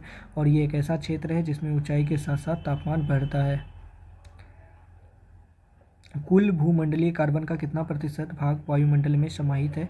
तो 1% भाग वायुमंडल में समाहित है। वायुमंडल के किस परत में ओजोन परत पाई जाती है? तो वो समताप मंडल में पाई जाती है। क्षोभ मंडल से ये 50 किलोमीटर की ऊंचाई तक पाया जाता है। पृथ्वी की वायुमंडल की किस परत में ओजोन की परत होती है? तो सिंपल है, समताप मंडल। और वह परत जहाँ ऊंचाई बढ़ने के साथ साथ तापमान में बिल्कुल कमी नहीं होती उसको समताप मंडल कहते हैं, यानी कि इक्वल ताप रहता है। और पृथ्वी पे भेजी जाने वाली रेडियो तरंगें वायुमंडल के किस परत द्वारा पृथ्वी पर वापस लौट आती है? तो वो है आयन मंडल द्वारा वापस लौट आती है। तो इसके विभिन्न लेयर होते हैं, वो देख लेते हैं। डी लेयर क्या होता है? इसमें दीर्घ तरंगदैर्घ्य अर्थात निम्न आवृत्ति की रेडियो तरंगें परावर्तित होती है। ई लेयर, इस परत से रेडियो की मध्य तरंगें परावर्तित होती है। और एफ लेयर, इस परत में रेडियो की लघु तरंगें परिवर्तित होती है। जी लेयर, इसमें लघु, मध्यम व दीर्घ सभी तरंगें परावर्तित होती है। निम्नलिखित में से वायुमंडल की कौन सी परत जो है रेडियो संचार को संभव बनाती है? तो वो आयन मंडल है। निम्नलिखित में से कौन सी गैस ओजोन परत के लिए सबसे अधिक हानिकारक है? तो वो है क्लोरोफ्लोरोकार्बन। ट्रोपोस्फियर में पानी के वाष्प का प्रतिशत 0 से 4% होता है। और वातावरण का वह स्तर जो इलेक्ट्रॉन्स और धनात्मक आयन के कुछ अंशों के मिश्रण से बना होता है क्या कहलाता है? उसको आयनोस्फीयर कहते हैं। आइनोस्फीयर वायुमंडल के किन दो परतों का अति व्यापक करता है? तो डी, यानी कि एक्सोस्फीयर और थर्मोस्फीयर। आइनोस्फीयर वायुमंडल की दो परतों यानी कि एक्सोस्फीयर और थर्मोस्फीयर का अति व्यापन करता है। 640 किलोमीटर से ऊंचे वाले भाग को एक्सोस्फीयर यानी कि बाहरी मंडल कहते हैं। और इसकी कोई ऊपरी सीमा निर्धारित नहीं है और इस मंडल में हाइड्रोजन व हीलियम गैस की प्रधानता होती है। वातावरण की सबसे गर्म परत कौन सी है? तो उसको थर्मोस्फीयर कहते हैं, जो कि 85 किलोमीटर की ऊंचाई पर स्थित होती है। आयन मंडल के बारे में निम्नलिखित में से कौन सा कथन सही नहीं है? तो यानी कि यह समताप सीमा यानी कि स्ट्रेटोस्फीयर के ऊपर स्थित है, ये कथन सही नहीं है। जबकि सही जो है ये सारा चीज़ें सेम ही बात है। और वायुमंडल की ऊपरी सतह पर ओजोन गैस सम्मिश्रण डैश जो ऑक्सीजन अणु से निकलती है उसको क्या कहते हैं? उसको कहते हैं बी। बी यानी कि यूवी किरण कहते हैं उसको, यूवी विकिरण कहते हैं उसको। निम्नलिखित में से कौन से वायुमंडल की सबसे ऊपरी परत है? तो वो है बहिर्मंडल। वायुमंडल का विस्तार लगभग 10,000 किलोमीटर की ऊंचाई तक है, परंतु वायुमंडल का 99% भार केवल 32 किलोमीटर तक सीमित है। और वायुमंडल को निम्नलिखित 5 स्तरों में विभाजित किया गया है, ये तो पता ही है। क्षोभ मंडल, समताप मंडल, मध्य मंडल, आयन मंडल, ब्रह्मंडल, यानी कि ट्रोपोस्फीयर, स्ट्रेटोस्फीयर, मेसोस्फीयर, आइनोस्फीयर और एक्सोस्फीयर। तो और ये जो ब्रह्मंडल होती है वायुमंडल की सबसे बाहरी परत है, इसकी ऊंचाई 640 से 1000 किलोमीटर के बीच होती है। इसमें भी विद्युत आवेशित कणों की प्रधानता होती है। पृथ्वी के वायुमंडल की सबसे बाहरी परत जो होती है उसको एक्सोस्फीयर कहते हैं। और फिर इसके बाद है हेट्रोस्फीयर, एक नया चीज़ सुनने को मिल रहा है। तो हेट्रोस्फीयर का ऊपरी सतह लगभग पूरी तरह से किस गैस का बना होता है? तो वो हाइड्रोजन का बना होता है।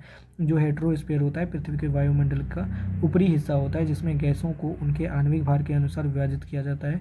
यह होमोस्फीयर के ऊपर स्थित है जहाँ रासायनिक घटक अच्छी तरह मिश्रित होते हैं। औसतन लगभग 80 किलोमीटर की ऊंचाई पर हेट्रोस्फीयर शुरू हो जाता है। इसमें हाइड्रोजन गैस की अधिकता होती है। वायु दाब एवं पवनें, यदि तिहाती यानी कि यदि ताहिती में दाब का अंतर ऋणात्मक हो तो क्या होगा? तो क्या होगा देखते हैं। औसत से कम और देर से मानसून होगी। औसत से कम और देर से मानसून होगी। वायु दाब के संबंध में निम्नलिखित में से कौन सा कथन सही है? कथन ये सही है कि वायु दाब हमेशा उच्च दाब क्षेत्र से निम्न दाब क्षेत्र की ओर गमन करती है। निम्नलिखित में से कौन सी एक अस्थायी पवन नहीं है? तो बी, यानी कि लू एक अस्थायी पवन नहीं है। दिल्ली और पटना के बीच चलने वाली जो गर्म, शुष्क और विषादग्रस्त हवाओं का नाम बताएं? तो वह है कालवैसाखी, ना कि लू। उत्तरी पूर्वी पवनें कहाँ से उत्पन्न होती है? तो देखते हैं कहाँ से उत्पन्न होती है। सी, यानी कि उत्तरी गोलार्ध और उष्ण कटिबंधीय मतलब उच्च दाब कटिबंध से स्टार्ट होती है।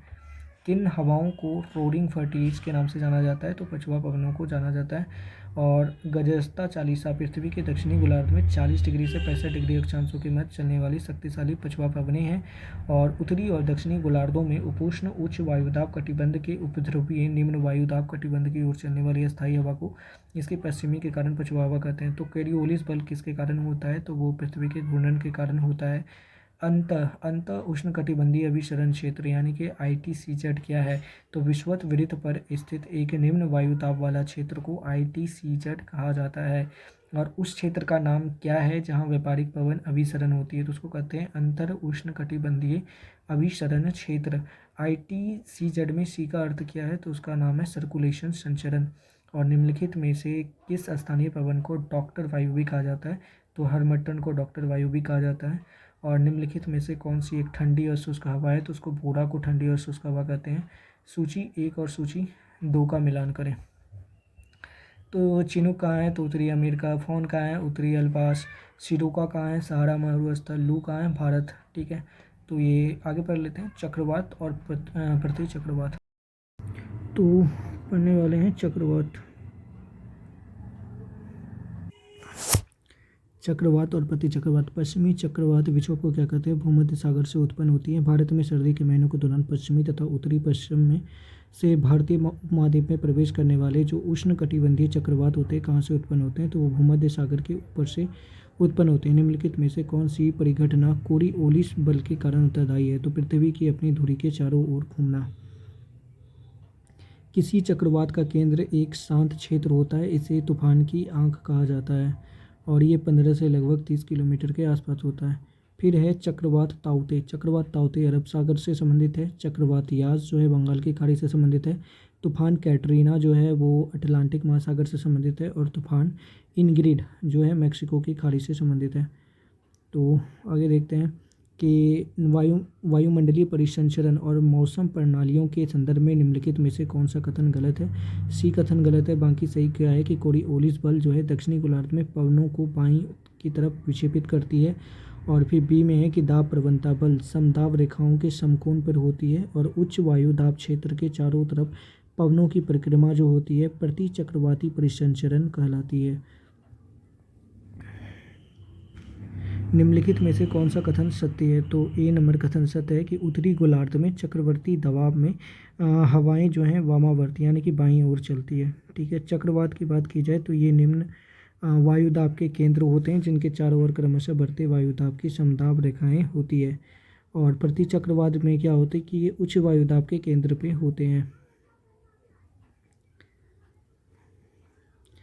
कोंगो बेसिन, भूमध्य रेखीय गर्त और अमेजन बेसिन और दक्षिण पूर्वी एशिया के द्वीपों में आमतौर पर किस प्रकार की वर्षा होती है, तो वहाँ पर पारंपरिक संवहनीय वर्षा होती है। आर्द्रता के स्तर को मापने के लिए किस उपकरण का उपयोग किया जाता है, तो उसको हाइग्रोमीटर कहा जाता है।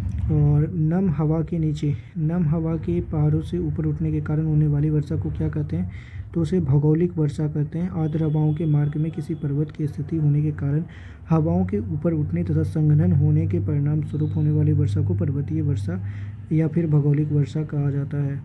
निम्नलिखित में से कौन सा बादल वायुमंडल के सबसे नीचे स्थित बादल नहीं है, तो उसको कहा जाता है पक्षाव यानी कि सीरो स्ट्रेटस।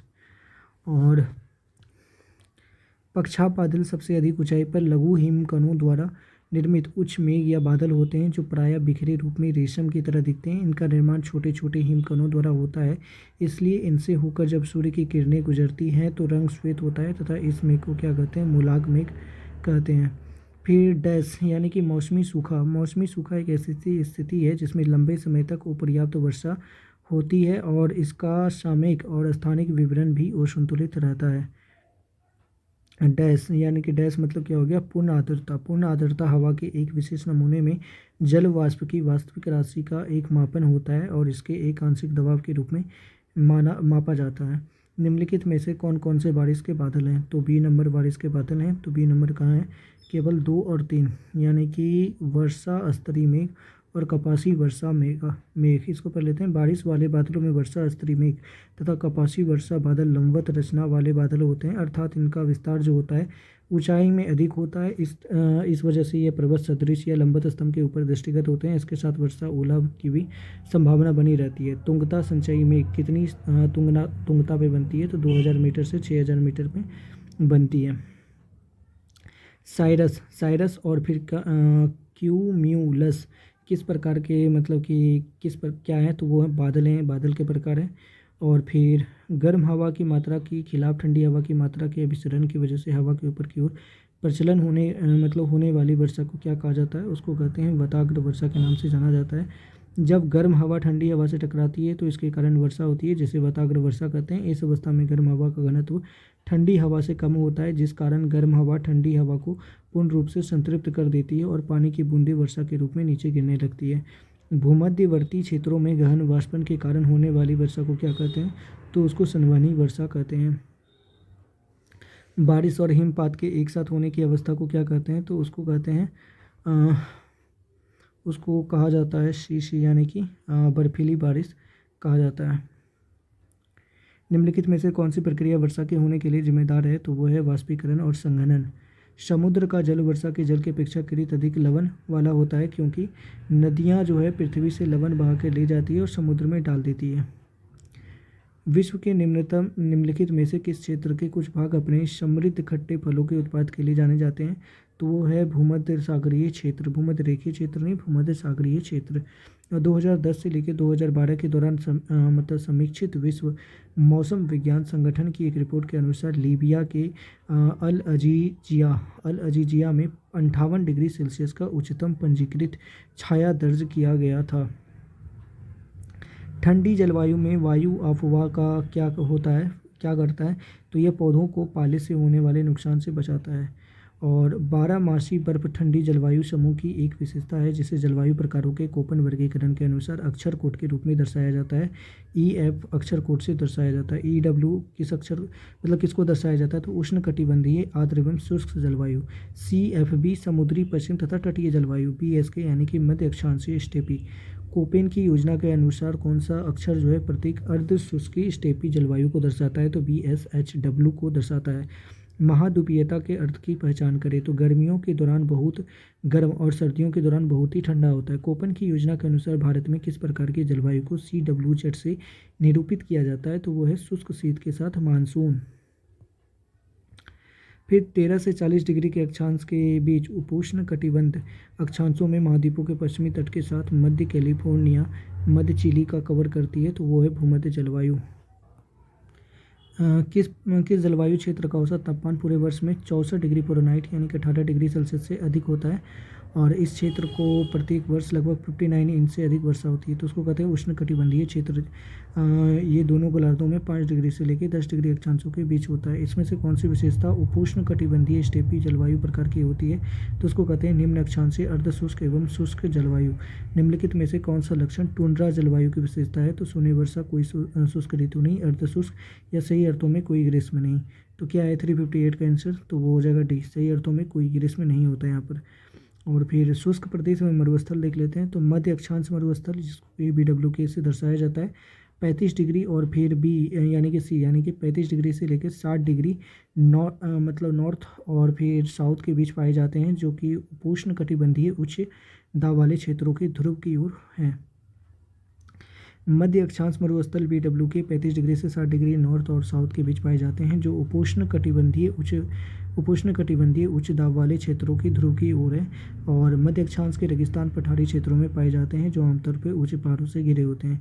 गोबी मरुस्थल देख लेते हैं, या फिर पोटागोनिया का मरुस्थल, संयुक्त राज्य अमेरिका का ग्रेट बेसिन मरुस्थल अक्षांशीय मरुस्थल के ही उदाहरण है। यानी कि शीतोष्ण क्षेत्र को आमतौर पर पूरे वर्षा या फिर वर्षा के कुछ हिस्सों में मध्यम वर्षा वाले वातावरण के रूप में परिभाषित किया जाता है, जिसमें छिटपुट शुष्क समय, हल्के गर्म से गर्म ग्रीष्मकाल और हल्की ठंडी से ठंडी सर्दियाँ होती रहती हैं। और फिर ये दोनों गोलार्धों में लगभग 23 डिग्री से लेकर 66 डिग्री अक्षांशों के मध्य होता है। मृत्यु घाटी, जिसको डेथ वैली कहते हैं, ये कहाँ पर मौजूद है? तो कैलिफोर्निया के मोजावे मरुस्थल में स्थित एक रेगिस्तानी घाटी है, जो कि 134 डिग्री फ़ारेनहाइट के उच्चतम वायु तापमान का विश्व रिकॉर्ड के साथ सबसे गर्म और सबसे शुष्क स्थान मौजूद है। और फिर ये टकला मकान कहाँ पर स्थित है? तो ये चीन में स्थित है। और दस्ते काबिर मरुस्थल किस देश में स्थित है? तो वो ईरान में मौजूद है। निम्नलिखित में से किस देश में ग्रेट विक्टोरिया मरुस्थल स्थित है? तो वो ऑस्ट्रेलिया में मौजूद है। गोबी मरुस्थल एशिया का सबसे बड़ा मरुस्थल है, और इसका एक भाग निम्नलिखित में से किस देश में आता है? तो वो मंगोलिया से आता है। एबनी महोगनी और रोजवुड के पेड़ किस प्रकार के वन का हिस्सा है? तो उष्णकटिबंधीय सदाबहार वन का एक हिस्सा है। डैश दुनिया का सबसे बड़ा उष्णकटिबंधीय वर्षा वन है? तो वो अमेजन है। और पूर्वी उत्तरी अमेरिका, पश्चिमी यूरोप और पूर्वोत्तर एशिया में किस प्रकार का बायोम पाया जाता है? तो पर्णपाती वन आयोम पाया जाता है। निम्नलिखित में से कौन सा कथन सही नहीं है? तो बी, यानी कि वन में पादप तथा जंतु एक दूसरे पर निर्भर नहीं होते हैं। किस देश में टैगा वन पाए जाते हैं? तो भारत में टैगा वन पाया जाता है। टैगा जलवायु के प्रदेश उत्तरी गोलार्ध में 50 डिग्री से लेकर 65 डिग्री अक्षांशों के मध्य पाए जाते हैं। इन प्रदेशों का विस्तार उत्तरी अमेरिका में मध्य कनाडा, यूरोप में स्वीडन, दक्षिणी फिनलैंड और फिर पोलैंड तथा पश्चिमी रूस में मौजूद है। और यहाँ जलवायु अत्यधिक ठंडी और विषम है। शीतकाल बहुत लंबा व कठोर होता है। शीतकाल में तापमान सदैव हिमांक से नीचे रहता है और विश्व का शीत ध्रुव कहा जाने वाला जो है बरखोयानस यहीं पर स्थित है। इन वनों में नुकीली पत्तियों वाले कोनधारी वन पाए जाते हैं। टैगा वनों के प्रमुख वृक्ष जो है चीड़, स्प्रूस पर बर्च, सिल्वर आदि है। इन प्रदेश के दक्षिण में कम वर्षा होती है अतः ये शीतोष्ण घास के मैदान में मिलते हैं जिन्हें स्टेपिज कहा जाता है। वर्षा वन में किस प्रकार के किसी पेड़ के छत्र के नीचे जो वनस्पति उगती है उसको क्या कहते हैं? उसको कहते हैं अंडर स्टोरी। तो क्राउन या फिर आकस्मिक परत क्या है? इस स्तर की ऊंचाई लगभग 125 से 200 फीट तक होती है। इसमें सदाबहार वनों के सबसे लंबे वृक्ष पाए जाते हैं। कैनोपी या फिर चैदवा परत ये 100 से लेकर 125 फीट के में पाया जाता है। अंडर स्टोरी 50 से 100 फीट के अंतर्गत। सैलब परत जो होता है 0 से 25 फीट। और फॉरेस्ट फ्लोर परत, यहाँ पर कभी सूर्य की रोशनी पहुँचती नहीं है। डैश वनों यानी कि पर्णपाती वनों में वृक्ष एक निश्चित मौसम में अपने पत्तों का त्याग करती है। महासागर, अरब सागर निम्नलिखित में से किस महासागर का विस्तार है? तो वो हिंद महासागर का विस्तार है। और जो ये सागर लगभग 38 लाख वर्ग किलोमीटर क्षेत्र में फैला हुआ है। दक्षिण चीन सागर जो है निम्नलिखित में से किस महासागर का हिस्सा है? तो वो प्रशांत महासागर का एक हिस्सा है। और मौसम संबंधी प्रभावों, हवाओं को वायुमंडलीय दाब में परिवर्तन के कारण जल संचयन को क्या कहा जाता है? मोहर्मी कहा जाता है। मोहर्मी को इंग्लिश में सर्जेस कहते हैं। महासागरीय तल को कितने भागों में बांटा गया है? तो 4 भागों में बांटा गया है। पहला है महाद्वीपीय शेल्फ, महाद्वीपीय ढाल, गहरे समुद्री मैदान और महासागरीय गर्त। महासागरीय परतों के संबंध में असंगत विकल्प की पहचान करें। तो महाद्वीपीय शेल्फ, महाद्वीपीय ढलान, महासागरीय ढलान और महासागरीय द्वीप। तो हमको समझ में नहीं आया, तो बी यानी कि महासागरीय ढलान। तो महासागरीय अधस्थल को 4 प्रमुख भागों में बांटा गया है। महाद्वीपीय शेल्फ, महाद्वीपीय ढाल, गहरे समुद्री मैदान और महासागरीय गर्त। आकार, सबसे बड़े में से सबसे छोटे के अनुसार महासागरों का सही क्रम कौन सा है? तो सबसे बड़ा महासागर है प्रशांत महासागर, फिर अटलांटिक, फिर हिंद महासागर, फिर अंटार्कटिक महासागर। प्रीत एक ऐसे महासागर के बारे में लिखती है जो कि उत्तरी अमेरिका को यूरोप से अलग करता है। वो कौन सा महासागर है? वो है अटलांटिक महासागर। महासागर की प्रॉपर्टी जो है मुख्यतः डैश और डैश की बनी होती है। तो वो बनी होती है सिलिका और मैग्नीशियम का, जिसको कहते हैं सीमा। पृथ्वी की महासागरीय ऊपरी परत क्रस्ट में मुख्य रूप से डैश होते हैं। क्या होते हैं? सिलिका और एल्युमिनियम का बना होता है, जिसको कहते हैं सीला। उस समुद्र की सतह पर लवणता का क्या कारण होता है? कि बर्फ या वाष्पीकरण के रूप में जल की हानि से ये बढ़ जाती है। समुद्र की सतह पर लवणता का क्या होता है? तो ये होता है कि बर्फ या वाष्पीकरण के रूप में जल की हानि से ये बढ़ जाती है। समुद्री निकायों और समुद्र में खारा पानी होता है। और दुनिया का सबसे बड़ा महाद्वीपीय शेल्फ जो है वो कौन सा है? वो है आर्कटिक महासागर का साइबेरियाई शेल्फ। दुनिया का सबसे बड़ा महाद्वीपीय शेल्फ आर्कटिक महासागर का साइबेरियाई शेल्फ है। इसकी चौड़ाई लगभग 1500 किलोमीटर है।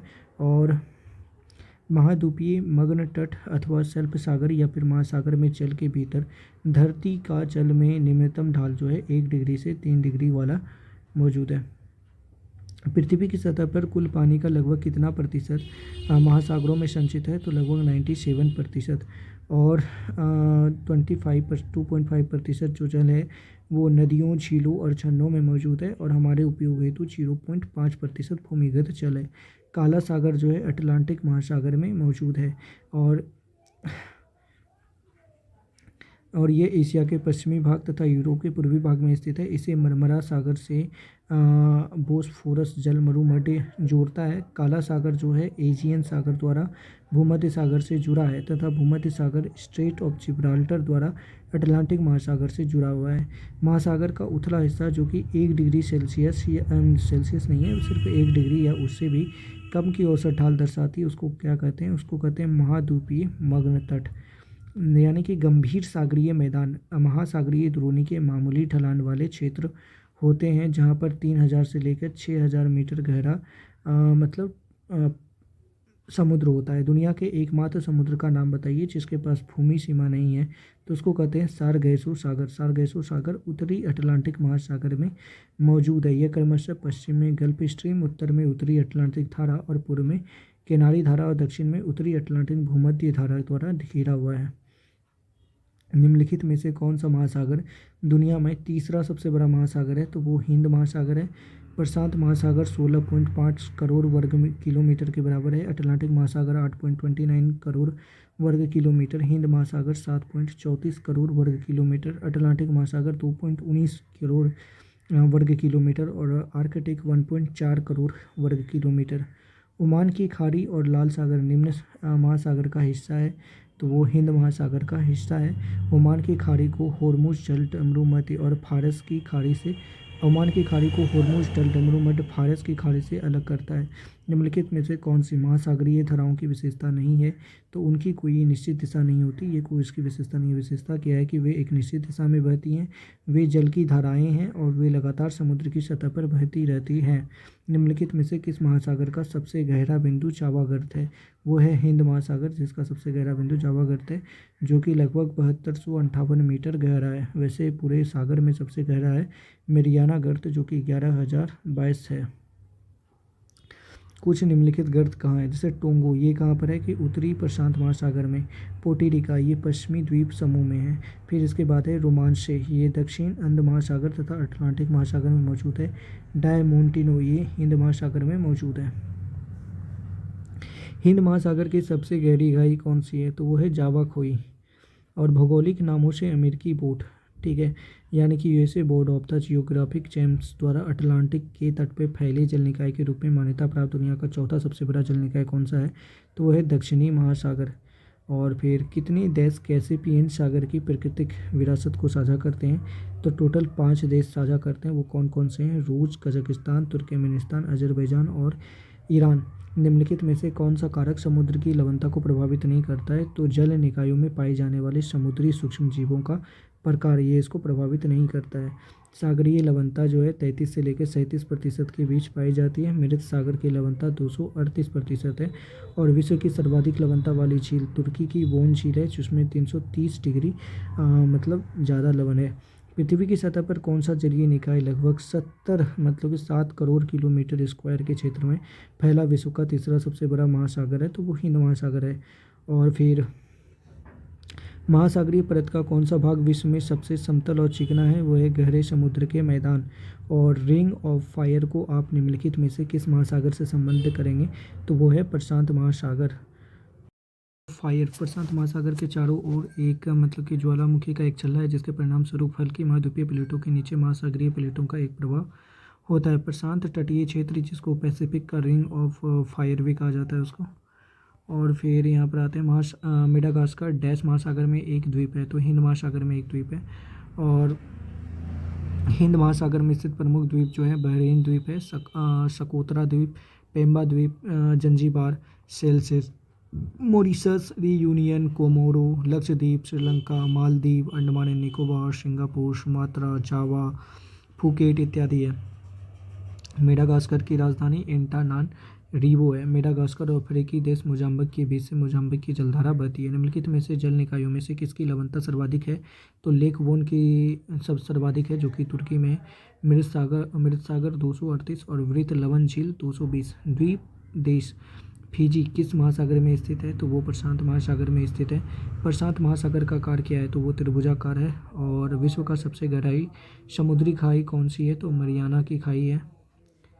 महासागर जल वाले तटीय भाग जो कि संरचना के अनुसार महाद्वीपों के मुख्य भूभाग हैं उन्हें क्या कहते हैं, उसे महाद्वीपीय शेल्फ कहते हैं। इसका ढाल 1 डिग्री से लेकर 3 डिग्री तक है और इसकी गहराई 150 से लेकर 200 मीटर तक होता है। तटों से हल्की समुद्री अभिमुखी ढलान को क्या कहा जाता है, तो उसे महाद्वीपीय कगार कहा जाता है। विश्व के महासागरों में से किस महासागर का सर्वाधिक चौड़ा महाद्वीपीय शेल्फ है, तो वो है आर्कटिक महासागर का। और सबसे बड़ा और सबसे गहरे महासागर का नाम क्या है, तो उनका नाम है प्रशांत महासागर। और इसका जो क्षेत्रफल है वो मतलब 16 करोड़ वर्ग किलोमीटर है और इसकी औसत गहराई 4572 मीटर है। एल नीनो का तात्पर्य क्या होता है, गर्म जल धारा को एल नीनो कहते हैं।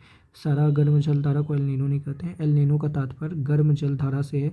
यह एक जलवायु पैटर्न है जो पूर्वी उष्णकटिबंधीय प्रशांत महासागर में सतही जल के असामान्य रूप से ताप की स्थिति को दर्शाता है। एल नीनो एक जटिल मौसम तंत्र है जो हर 5 या 10 साल के बाद प्रकट होता है। एल नीनो एक ऐसी घटना है जिसमें 2 या 5 साल में पेरू तट से गुजरने वाली ठंडी धारा के स्थान पर गर्म महासागरीय जलधारा बहती है।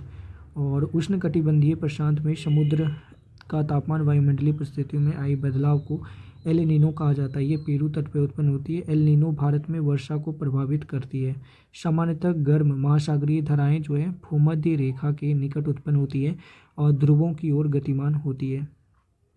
गर्म और ठंडी समुद्री जलधारा किसके कारण चलती है? तो सभी विकल्प सही, यानी कि प्रचलित हवाओं के कारण, पृथ्वी के घूर्णन के कारण और समुद्री जल के घनत्व में परिवर्तन के कारण।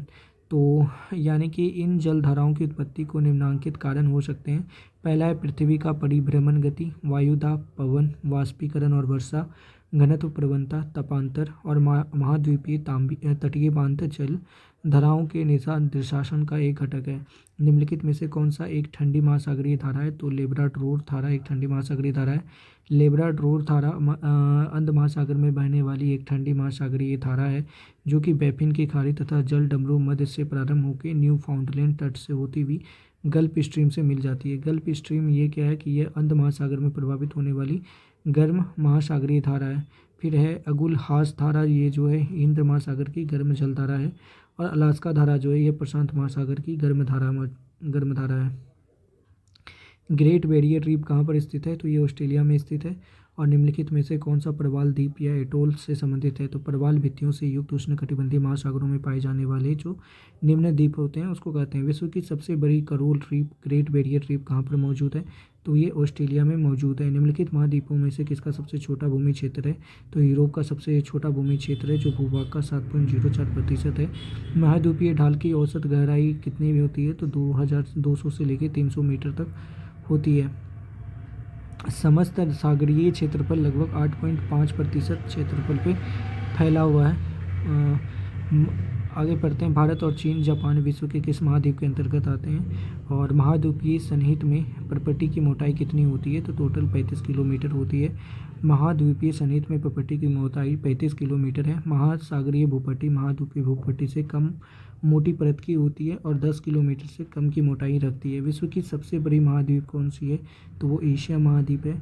और डैश दुनिया में सबसे बड़ी नदी है? तो वो है माजुली, यानी कि सबसे बड़ी नदी द्वीप है तो वह माजुली नदी द्वीप। ब्रह्मपुत्र नदी में स्थित माजुली द्वीप दुनिया के सबसे बड़ा जो है नदी द्वीप है। यहाँ पर मिसिंग, सोनोवाल, कछारी और देवरी जनजातियाँ रहती है। इसमें से कौन सा द्वीप अरब सागर में स्थित है? अंडमान द्वीप, लक्षद्वीप, निकोबार द्वीप या उपरोक्त सभी? सिर्फ लक्षद्वीप। और लक्षद्वीप में टोटल 35 द्वीप हैं। भारत और श्रीलंका के बीच कच्चा तीवु द्वीप है। और जिस द्वीप पे क्या लिखा है? वर्तमान में इस द्वीप पर श्रीलंका का स्वामित्व है। भारत के निम्नलिखित पड़ोसी देशों को उसकी राजभाषाओं के साथ सुलभित करें। तो श्रीलंका तो पता है, सिंगली, भूटान जोंगखा, म्यांमार में बर्मी, चीन में चीनी और जॉर्डन में अरबी। निम्नलिखित में से कौन सी श्रीलंका की पहली आधिकारिक भाषा थी? तो वो सिंगली ही थी, अब भी है। और इसके पश्चिम में मन्नार की खाड़ी, दक्षिण में हिंद महासागर स्थित है। और श्रीलंका की पहली आधिकारिक भाषा तथा वर्तमान में तमिल और अंग्रेजी भी है। और कोलंबो श्रीलंका की आर्थिक राजधानी होने के साथ साथ सबसे बड़ा नगर भी है। इसकी वर्तमान राजधानी श्री जयवर्धने पूरा कोटे है। म्यांमार की मुद्रा क्या है? तो म्यांमारी क्यात। वियतनाम की जो मुद्रा है वो है डोंग। और म्यांमार की जो राजधानी है वो है नेपिदाव, मुद्रा है क्यात। चीन की जो मुद्रा है वो है क्या लिखा है? रोनमी, पता नहीं क्या लिखा है, यूनान। और रो नी मिनबी, ठीक है। भूटान की जो मुद्रा है वो है नुगुल ट्रम। भारत के किस पड़ोसी देश में रुपया को मुद्रा के रूप में प्रयोग नहीं किया जाता है? तो वो है बांग्लादेश। बांग्लादेश में टका चलता है। कनाडा की राजधानी ओटावा है। और पोर्ट ऑफ स्पेन डैश की राजधानी है? तो त्रिनाद। और फिर टोबागो की राजधानी है सऊदी अरब, तो ठीक है। उत्तर कोरिया की राजधानी है प्योंगयांग। और चेक गणराज्य की राजधानी है प्राग। विश्व में कुल देशों की संख्या जो है 195 है। और भारत में जो है सबसे घनी आबादी है किस देश की सबसे घनी आबादी है? भारत में, जिसमें 1 वर्ग किलोमीटर में लगभग 399 लोग रहते हैं, 400 लोग रहते हैं। और दजोंगखा डैश की शासकीय भाषा है? तो भूटान की शासकीय भाषा है। और इस देश का स्थानीय नाम डुगयुल है, जो कि यहाँ के स्थानीय भाषा के अनुसार है। और विश्व में एकमात्र देश जिसकी राष्ट्रीय ध्वज ना तो वर्गाकार है ना तो आयताकार है, वो है नेपाल। और ब्यूनस आयर्स यानी कि उसकी राजधानी कहाँ है? तो अर्जेंटीना है। ब्यूनस आयर्स जो राजधानी है वो अर्जेंटीना का है। स्विट्जरलैंड की राजधानी है बर्न। उज्बेकिस्तान की राजधानी है ताशकंद। और तो कुछ खास लग नहीं रहा है। अर्जेंटीना सेम ही क्वेश्चन है बार बार। और फिर डैश श्रीलंका का सबसे बड़ा शहर है? तो उसने कोलंबो, मतलब कौन सा सबसे बड़ा शहर है? कोलंबो, ठीक है। और प्रसिद्ध यात्री जो है इब्न बतूता 14वीं शताब्दी में यहाँ आया था, उसने कोलंबो का उल्लेख जो है कलाम्पू के नाम से किया हुआ है, ठीक है। और 1948 में ये अंग्रेज़ों के कब्जे से मुक्त हो गया था। श्रीलंका में कितने प्रांत हैं? टोटल 9 प्रांत हैं। निम्नलिखित में से कौन सा मोती द्वीपों के नाम से जाना जाता है? तो बहरीन को मोती द्वीप के नाम से जाना जाता है। किस देश को विश्व का कॉफ़ी बाउल कहते हैं? तो ब्राज़ील को कहते हैं।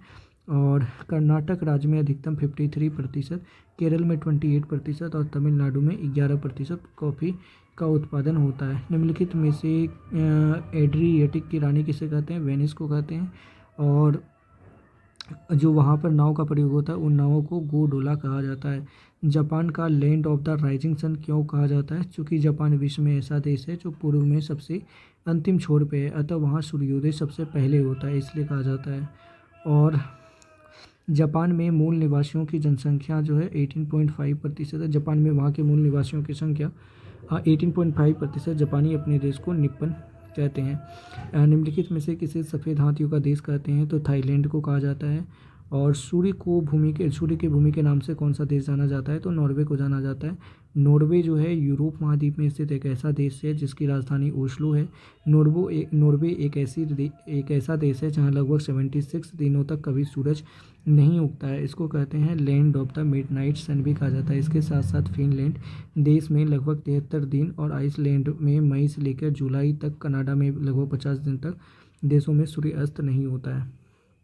निम्नलिखित में से किसे लैंड ऑफ द मिडनाइट सन कहा जाता है? तो नॉर्वे को कहा जाता है।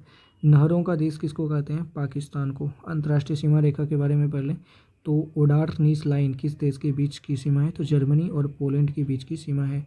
मैगीनॉट रेखा जो है जर्मनी और फ्रांस के साथ है।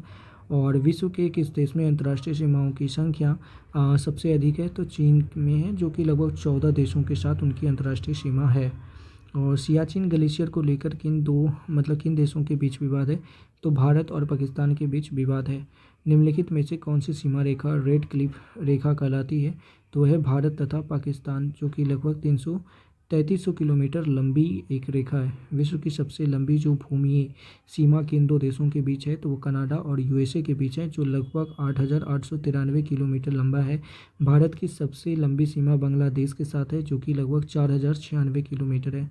निम्नलिखित में से कौन सा दुनिया की सबसे ऊंची नौगम्य झील है?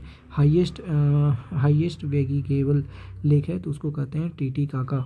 और ये मीठे पानी की सबसे बड़ी झील है, यानी कि ये दक्षिण अमेरिका की सबसे बड़ी मीठे पानी की झील है। और ये बोलीविया और पेरू के बीच सीमा पर स्थित है।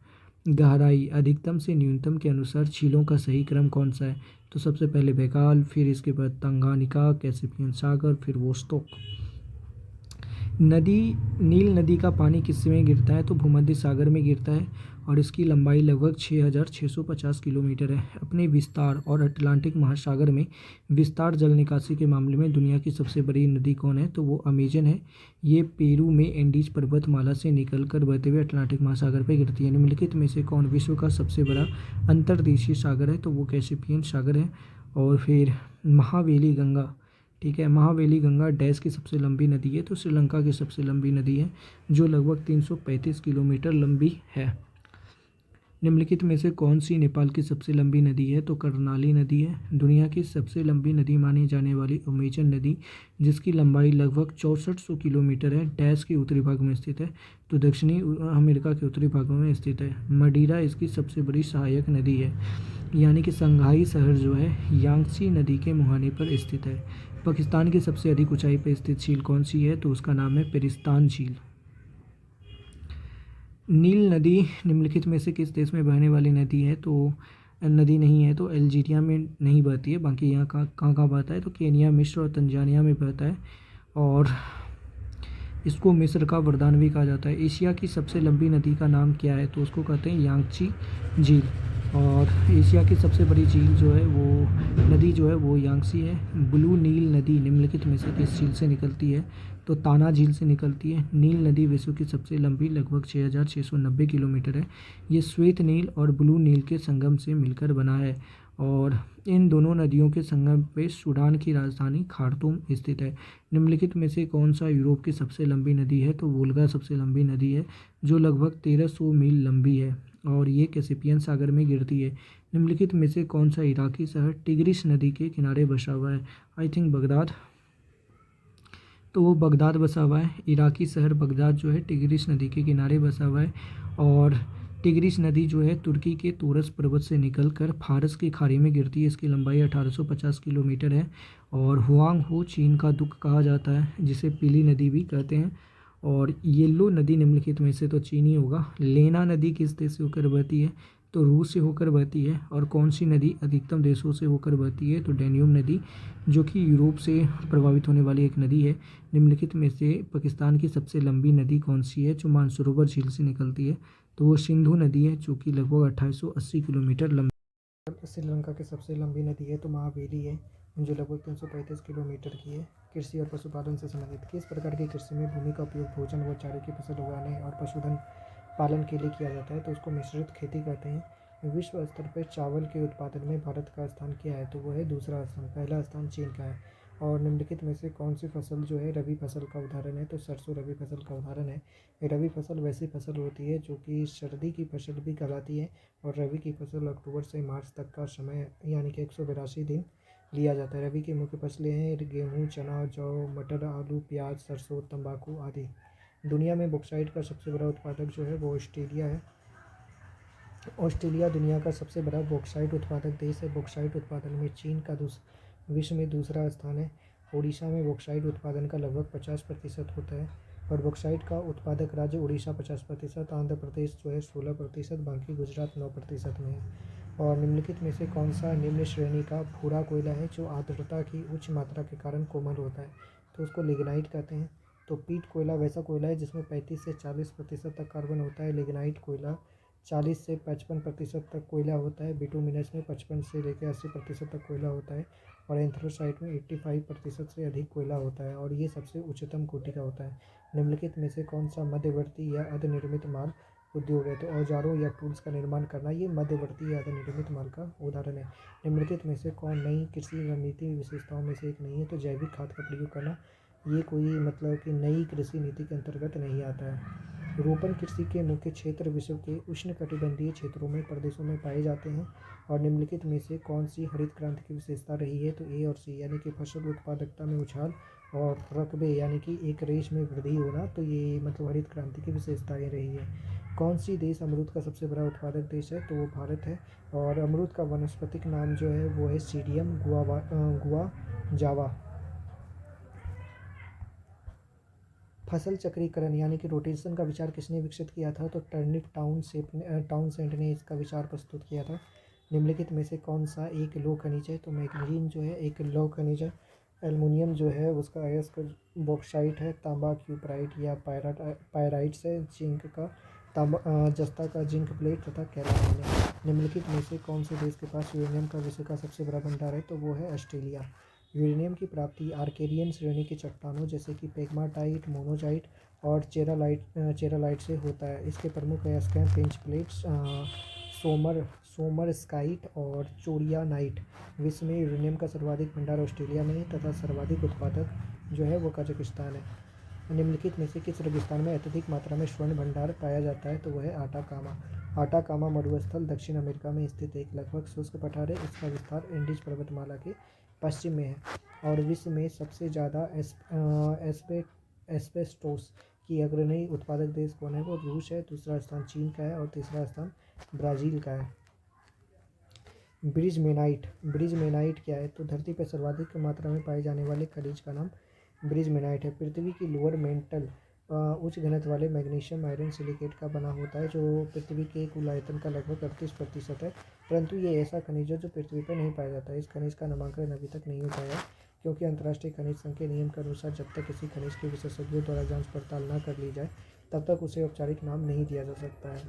तो आगे बढ़ते हैं कि सर्वप्रथम जांच पड़ताल के बाद इसे पर्सी ब्रिजमैन के नाम पर इसे ब्रिजमेनाइट कहा गया है और ये पृथ्वी पर सर्वाधिक पाया जाने वाला खनिज है। किस देश में कोयले का सर्वाधिक भंडार है? तो यूएसए में है। लगभग 22.6% कोयला भंडार है और कुल प्रयुक्त ऊर्जा का 35 से लेकर 40% भाग अभी कोयला से ही मिलता है। कच्चे माल की उपलब्धता के अलावा किस उद्योग का स्थल भी किसी उपलब्धता पर निर्भर करता है? तो वह है जनशक्ति और ऊर्जा स्रोत। उद्योग की स्थापना स्वभावतः जटिल होती है। इसकी स्थापना कच्चे माल की उपलब्धता, श्रमिक पूंजी और शक्ति के साधन बाजार इत्यादि पर निर्भर करते हैं। परिवहन की बात की जाए तो निम्नलिखित में से कौन सा समुद्री बंदरगाह हिंद महासागर में स्थित नहीं है? तो मनीला जो फिलीपींस है समुद्री बंदरगाह हिंद महासागर में स्थित नहीं है। विश्व का सबसे लंबी और सबसे गहरी रेल सुरंग यानी कि गोथार्ड बे सुरंग किस देश में स्थित है? तो ये स्विट्जरलैंड में स्थित है। और विश्व की सबसे लंबी रेल लाइन किन शहरों को जोड़ती है? तो लेनिनग्राद तथा व्लादिवोस्तोक को जोड़ती है। ये लगभग 9289 किलोमीटर लंबी है। निम्नलिखित में से कौन सा बांग्लादेश का एक बंदरगाह है? तो चटगांव बांग्लादेश का एक बंदरगाह है और ये कर्णफुली नदी के बगल में है। और इस यानी कि 16वीं शताब्दी में पुर्तगाली साम्राज्य में इसे पोर्टो ग्रांडे डी पेंगला कहा जाता था। चीन में ग्रैंड नहर विश्व का सबसे लंबा मानव निर्मित नहर है।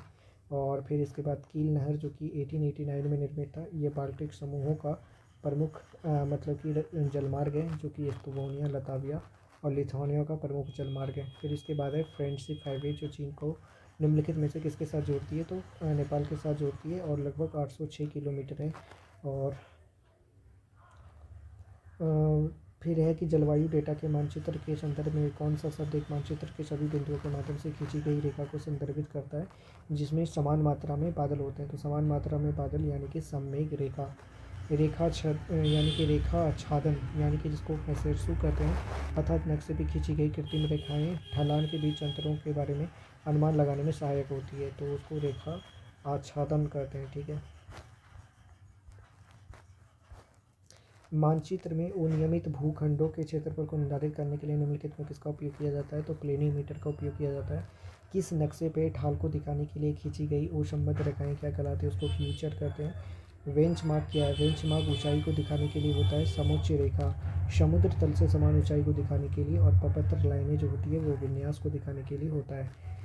फोटोग्राफी के संदर्भ में सर्वोच्च समोच्च रेखा जो होती है जिसको कंटूर्स कहते हैं, वे काल्पनिक रेखाएं होती है जो समान डैश वाले स्थानों को जोड़ती है, यानी कि औसत समुद्र तल से ऊपर ऊंचाई वाले को जोड़ती है। पृथ्वी की प्राकृतिक विशेषता जैसे कि पहाड़, पठार, नदियाँ, मैदानी महासागर आदि को दर्शाने वाले मानचित्र को क्या कहते हैं? उच्चावच मानचित्र कहते हैं।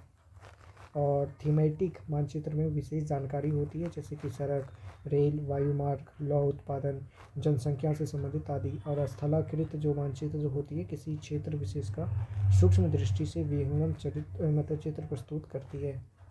निम्नलिखित में से कौन सा जलसंधि जावा सागर और हिंद महासागर के बीच स्थित है? तो वो है सुंडा। निम्नलिखित में से किस महासागर में टोरस जलडमरू मध्य है? तो वो प्रशांत महासागर में मौजूद है।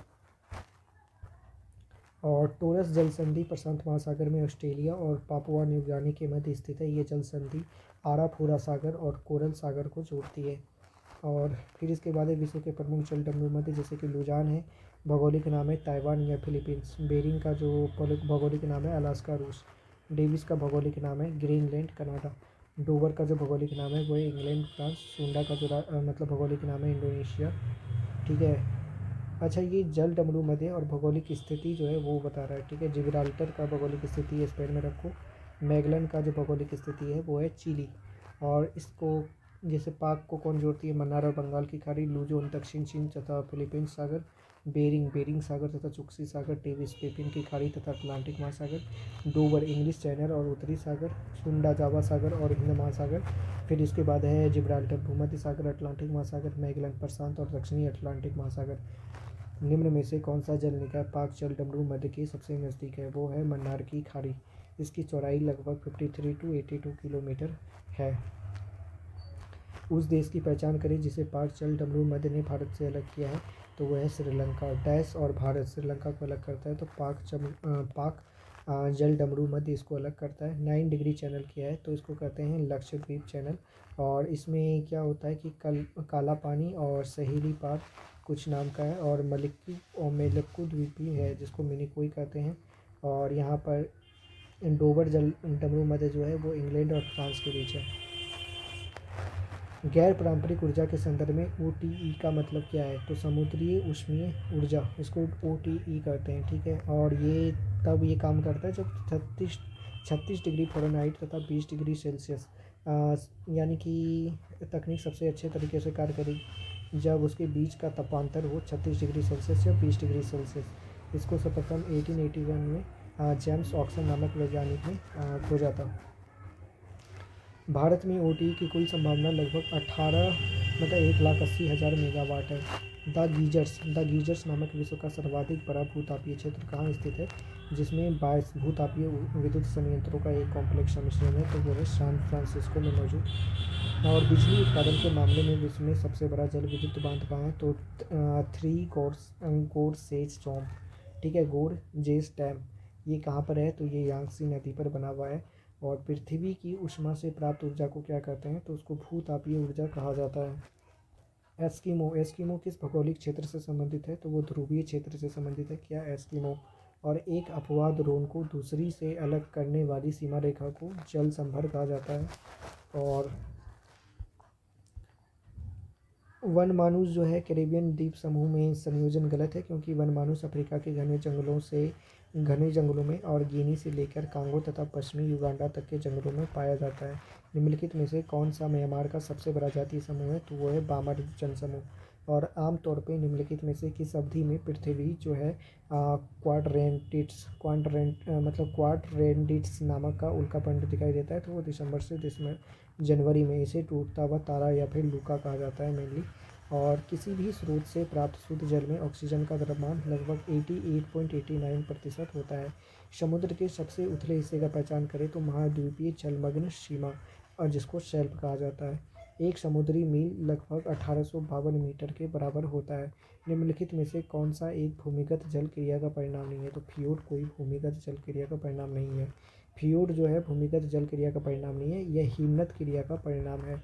और भूमिगत जल प्रक्रिया द्वारा निर्मित जो स्थल कृति है वो है सिंक होल, जिसको सिंक होल है। दूसरा है कंदरा या गुफा। फिर इसके बाद है स्लेटे गमाइट, कंदरा स्तंभ, अंधी घाटी और युवाला और पोल्चे। निम्नलिखित में से कौन सा देश बंदरगाह विहीन देश है? तो वो है मंगोलिया। और इरिट्रिया कहाँ है? तो ईस्ट अफ्रीका में ये देश मौजूद है, इरिट्रिया। बेली के मोतियों का निरीक्षण किया जाता है पूर्ण सूर्य ग्रहण के समय। टाइमियस के अभिलेख के अनुसार आकाशीय पिंडों की गति की अवधि के साथ समय की पहचान करने वाले पहले व्यक्ति कौन थे? तो वो थे प्लूटो। किस देश की सीमांत गर्त जल क्षेत्र तट से कितने किलोमीटर दूर है? तो 22.20 किलोमीटर दूर है। और एक कृत्रिम नेविगेशन चैनल को क्या कहा जाता है? उसको नहर कहा जाता है, कनाल कहा जाता है। और उत्तरी गोलार्ध में ग्रीष्मकालीन संक्रांति 2019 में 21 जून को की होगी। और दोआब का क्या मतलब होता है? तो दो नदियों के बीच की जो भूमि होती है उसको दोआब कहते हैं।